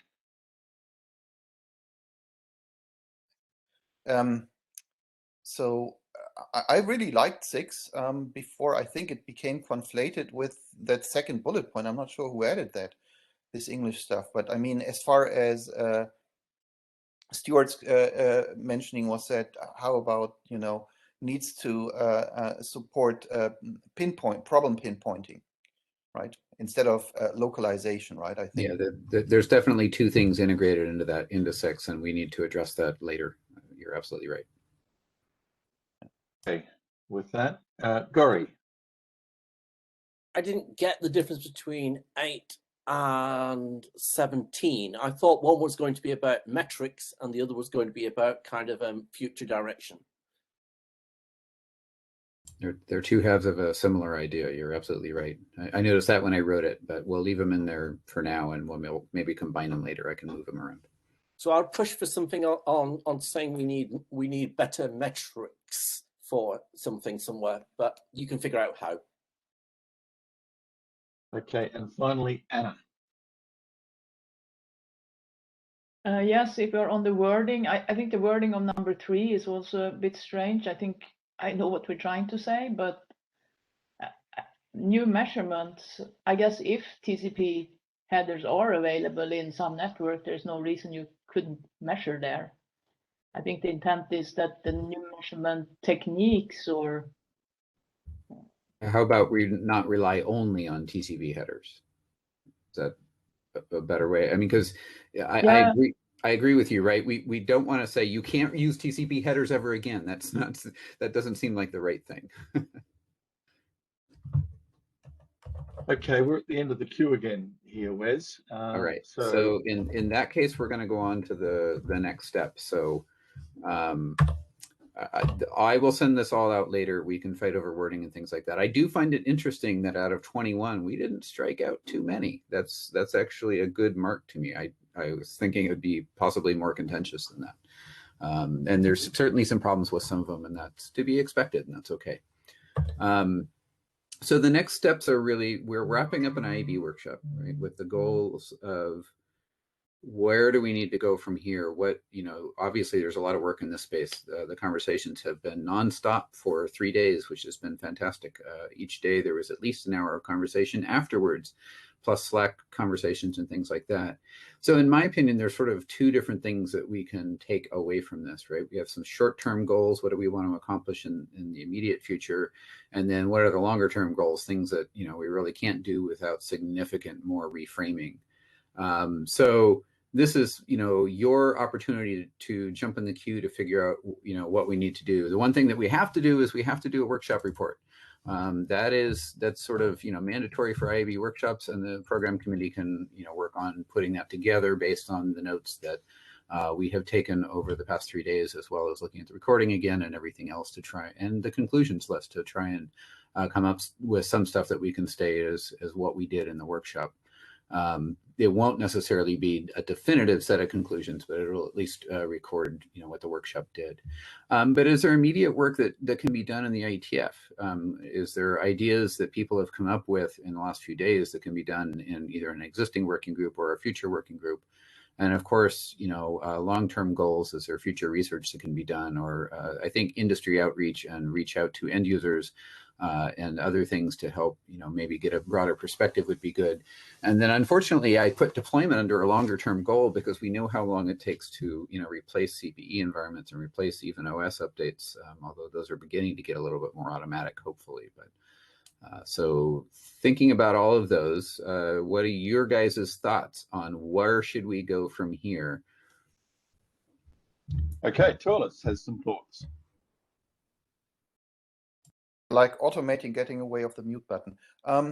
So I think I would love first to see that we, finish up with a way to organize ourselves going forward, so that everything that falls over in our timeline today can be done there. And to that end, I would think that the mailing list might be converted into one that doesn't say workshop anymore, but that would be a non-working group mailing list under IAB thingy. Sponsorship, and that should be open, of course, then.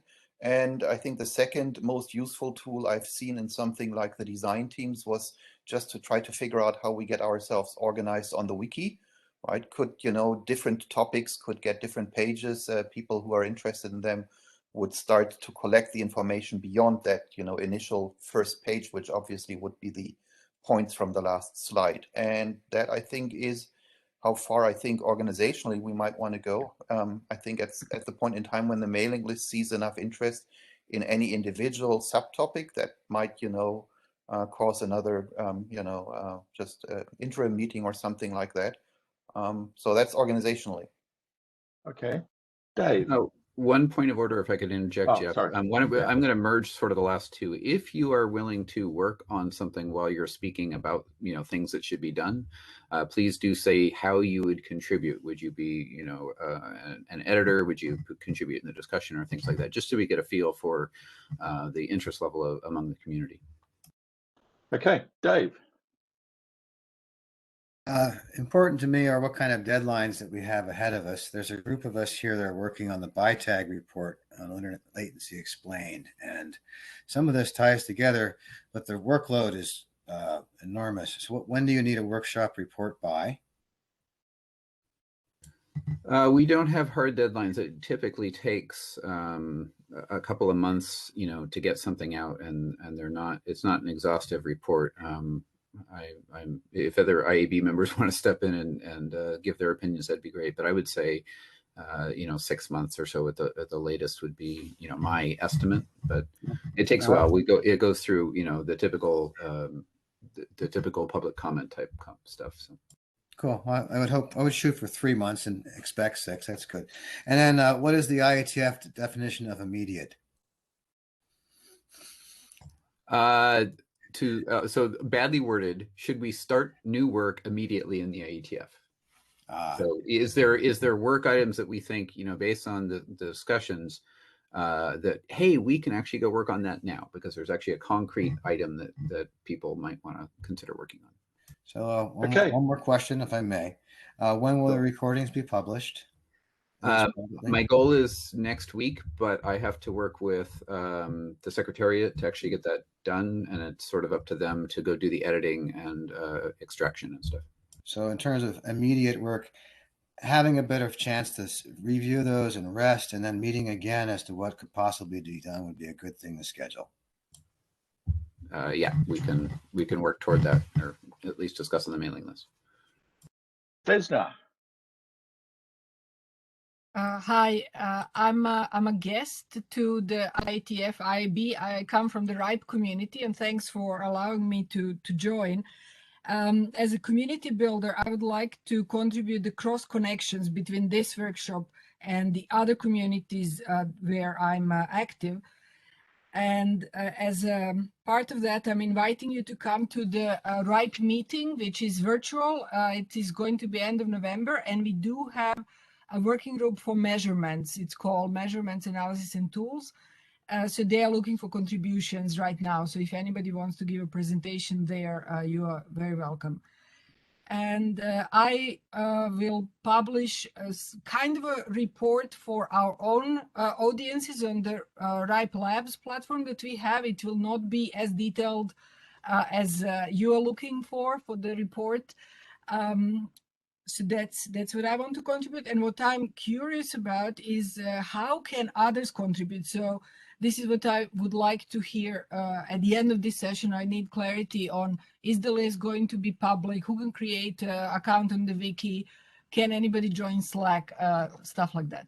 Thank you. Good questions. I'm very glad you're here. When you do write up your report for RIPE, please do send it to the mailing list so that we can all see it. But in general, the IETF is a very open group. Anybody can join, efforts to get underway. We'll have to advertise how to create a list, as we may create a new list, as somebody mentioned earlier, where anybody can join, but it's an open group. Thanks, Wes. Tommy. So just talking about the venue for doing work in IETF, certainly we can have a list, but speaking here as the IPPM chair, I think, any immediate work we could do in the IETF would definitely fit within the charter of IPPM. And I think that group of people has a lot of the people here. It has the expertise, and bringing in kind of more of this energy into that working group, I think would be quite welcome. So I guess I'd invite any concrete steps to happen there. If we have more researchy steps, that also would fit well in MapRG. So we have places to do this. So it'd be good not to fork efforts and just bring it to IPPM, and that's fine. And in that regard, I would love to contribute, at least in the kind of chairing or figuring out how to shepherd that work into the IETF. And where's MapRG, Tommy also mentioned. Al. Thanks, Jeff. I'm turning on my video because this may be my last chance to speak, and I wanted to talk about the same Tommy's topic. Right now, IPPM, we seem to be sort of dominated by the protocol for measurements work, and I would really welcome, a strong thread of the measurements definitions there again as well. I think I had one slide where I tried to really encourage that, and it may mean that we might actually need to kind of segment the work at various places so that we can give each the protocol and the performance metrics definition work adequate attention. And I say that possibly at the expense of my protocol proposal, which is kind of languishing there because of all the other protocols that are really actively adopted and controversial.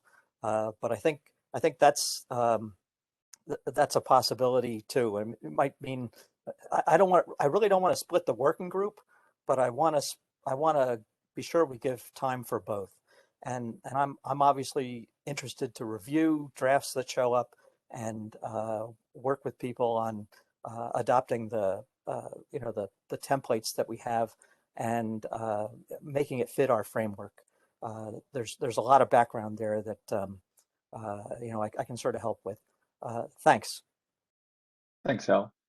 Jonah, I'm never sure if I'm mangling your name or not, Jana. So, Jana, I hope you'll excuse me.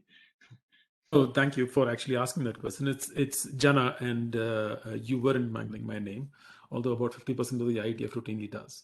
I'm used to it. It's all right. Sorry. The two quick things I'll note are first,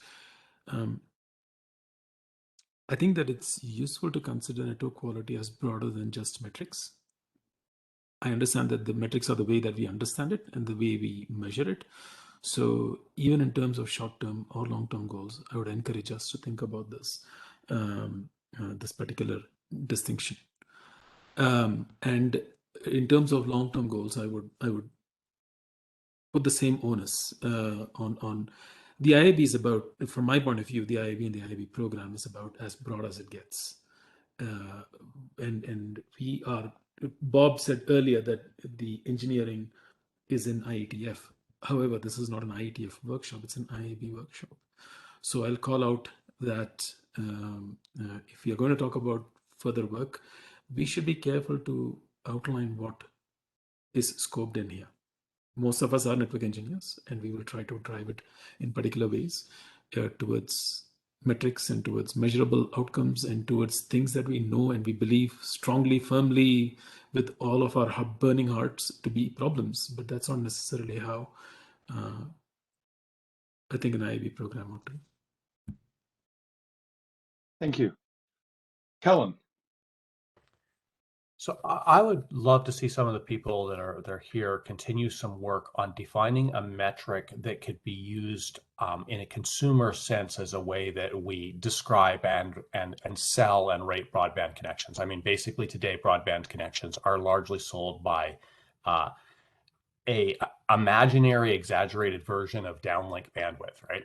If there was something else that could come into play that started connecting with latency or the type of qualities that we've been talking about here, I think absolutely anything would be a vast improvement over what we have today there. So I think working on that type of thing, focused as this is something consumers can relate to and then sell. Maybe that's RPM, maybe it's something else. I'm not saying what it is, but develop some simple metric in there that gets used for that use case, I think would be very valuable. Thanks. Thank you. I'm at the bottom of the queue, Wes, so once more. I think Torlis and Gori are in there in the bottom. Oh, sorry, they came in as my mouth was open. Torlis.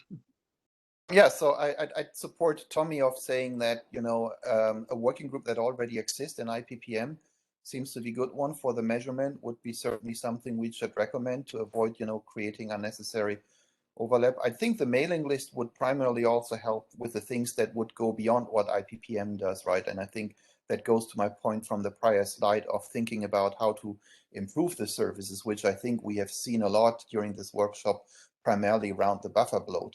And to that end, I haven't followed all the work on buffer bloat, which seems to be a humongous amount, but is there really the dummies beginner guide draft for, the best things about buffer bloat? Like, we had these point 1 and 2 on the prior slide, and my attempt to improve on that in terms of, you know, what's the evidence, what's the current metrics, to basically highlight the, you know, prevalence and the importance of, you know, the buffer bloat problem to, well, us, the community, but ultimately also those, you know, people that are implementing stuff and are not doing it. Do we have anything like that? If not, then that would be a really good thing to try to get people working on. Gary. Hi, I mean, I found it really interesting that we had such a broad range of people here. And it seems fairly clear that the IPPM people can do metrics and do measurements. But I'm not sure that this group of people, even in this workshop, would always be at an IPPM meeting. And when I go, I get a bit fazed by the wide variety of metrics and protocols which are being talked about. So I think there's a kind of challenge here about how we get that message home to the people who need to use this stuff, even in the IETF community. So I suspect there are people in V6 Ops who should know about good metrics for testing networks. And I suspect there are people in transport groups who should know really, like, use this tool as part of your benchmarking. Where you come to MapRG, talk about this tool as well. So I think there's a role for the IEB to somehow figure out how to convince all the IETF people that this is important and there are good tools coming, as well as developing the tools. Which really means you've done a great workshop. Thanks very so much. Thanks, Gary. I've put myself in the queue here. I should note that, you know, I think we're all aware that a huge amount of work doesn't happen in the IETF, and a huge amount of work is orchestrated by other folk. Like Nick McEwen's group at Stanford has done a series of buffer workshops, which have been astonishingly interesting. There's work in protocols. There is all kinds of other work out there. And I think it would be silly if the IETF tried to sort of orchestrate all of this. It's just not going to happen. And you know, the core business of the IETF ultimately is industry standardization for the benefit of everyone. Take technologies and produce standard specifications thereof. So, you know, overreach doesn't really help us. But at the same point, trying to point out where there are architectural issues and actually try and understand them a little more is actually, I think, of value. And that's the kind of the tension that's going on here. In searching for things to do, there's no end to, you know, things that we can do. But in searching for ways that we can complement existing work, just requires a little bit more thought before we go jumping in with new working group or new sets of drafts.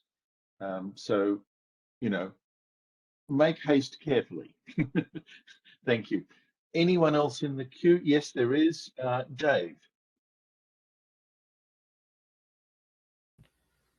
Sorry, here I come. So going to the long-term goals, could you strike the word industry from outreach? Outreach is what you both discussed just now. Absolutely, we need to be engaged with RIPE and with the other analog organizations and the industry. And is this language that has crept into this debate that bothers me a lot. And it's the word consumer. It's the users of the internet, the netizens, that we're acting on behalf of. And I would just like to strike the word consumer from the conversation entirely, if possible. We use the internet. We do not just consume, we produce. Thank you. Jim. I see our biggest problems as exactly this marketing and outreach problem. And that's to both consumers and to so-called consumers, netizens, if Dave prefers, and the technologists both. That they understand the problem, that they understand that it's possible to do something about it, and that they can begin to take action. That doesn't mean there isn't further research. That doesn't mean, I think some statements from the IAB would be very useful, that this, you know, that you can wave in front of people as part of the marketing. Clearly deployment is a big thing, and you know, we wish we had a big win. That's why Dave's and even Vint have been poking at the StarNet people, because a big win would be really useful here. We do need some simple, understandable metrics. And that's what this workshop has been about in large part. The one we've used primarily over time is latency under load, and as defined by the R rule test that's in Toki's wonderful tool. So there are some concrete things we can do. There are some concrete suggestions of where we can start, but those metrics are important because we need to put pressure into the economic system. Thanks, Jim. I'm mindful of the time. The queue's now closed. We'll go through the remaining two and then I'll hand it back for closing. Roberto. I realized because of conversation on Slack, etc., that I forgot to bring up a conclusion. It's probably too late, but I just want to put it out there that we see applications using measurement of latencies and things at various different levels, and we've heard that in the metrics. And what's very clear to me is we don't have a good answer for the APIs, even to the applications today, so that the measurements that we're already doing as necessary components of congestion control and things like that can actually be reused. And that is setting up nasty feedback loops or suboptimal feedback loops. I don't know that we want to, I'm not phrasing this in the form of a conclusion because I don't know if we want to add it, but it seems like it is a problem that we don't have a good API for communicating these things upwards. Thanks, Roberto. And finally, Jonah, yours.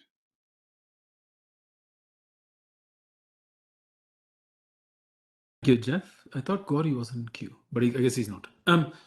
Gory was just a comment. Sorry, let me just quickly. It was a comment that MapRG was mentioned when there was concrete work to be done. And Wes, if you're still around or near a keyboard, when you talk about further research, you might put in brackets beside that, MapRG. In other words, there is a group there in the IETF. Back to you, Jonah. Thank you, Jeff. I want to note one thing that I've heard a few times, and I want to challenge us to think about that a little more carefully. I found in my experience that being able to demonstrate that a problem exists convincingly to others is not simply a marketing issue. It is an understanding issue. Or, differently put, being able to demonstrate that a problem exists convincingly helps us to understand how and where the problem exists much better. So in terms of talking about pretty much anything, I would argue that being able to not just expose metrics, but also be able to demonstrate the problem to people who ask in a way that makes sense to them is super critical. I mean, I'm going to leave it open as to demonstrate to whom, because ultimately that brings in the question of who do you need to incentivize, who are the decision makers, and so on and so forth. I don't think it's a marketing problem. I think it's an understanding of how this ecosystem works. Thank you. So I think, Wes, it's over to you and the other workshop organizers. Thank you, Jeff, and thank you for the past 2 hours, and thank you to all of the session chairs in particular that moderated. It's a lot of work to hold a queue for 2 hours and keep your sanity. But the IB would like to thank all of you for coming. I think that this has been a very productive 3 days, and we really, really, really appreciate all the voices and all the work that went into it, both in writing papers in the program committee and to my co-chairs. I'll let Omer close us out, but please, we greatly appreciate all of the thoughts and effort that went into this. It's been a fantastic conversation. Thank you. Thank you, Wes. Yeah, it has been a great 3 days, and indeed it feels like we're doing something, but indeed it is really just the beginning. Coming up with concrete, useful steps that can incrementally bridge the gap between the consumers who would like things to not be broken and technologists who would like things to be working well is an open problem, and it's open problem with many, many, many, many faces. Probably it's impossible to solve this at once, and probably it's impossible to solve all of the phases, but we have to start somewhere. And to that degree, I think that we should close this workshop with the understanding that we probably will see each other more in the future, focusing one step at a time. And sure, today we're talking about latency responsiveness. It seems to be sort of relevant. Hopefully in 10 years from now, 5 years from now, we will be talking that we don't need less latency. We only need better latency, right? Hopefully the curve of evolution will continue, and that layer cake of solid, well understood, well communicated, well used properties of the network will get richer and will get people to be able to innovate in the most reckless way while knowing that the network will stand there for them. That's all I have to say. Actually, let me repeat myself. Thanks a lot to everybody here. Thanks a lot to the wonderful members of the TPC. Thanks a lot for the IAB for giving this idea a chance. Thanks a lot for my colleagues at Apple who are trying to move the needle one number at a time. And I think that this is it. Excellent. All right. I think we'll call this good. Thank you, everybody. And talk to you all soon and right on the list, please. Thank you.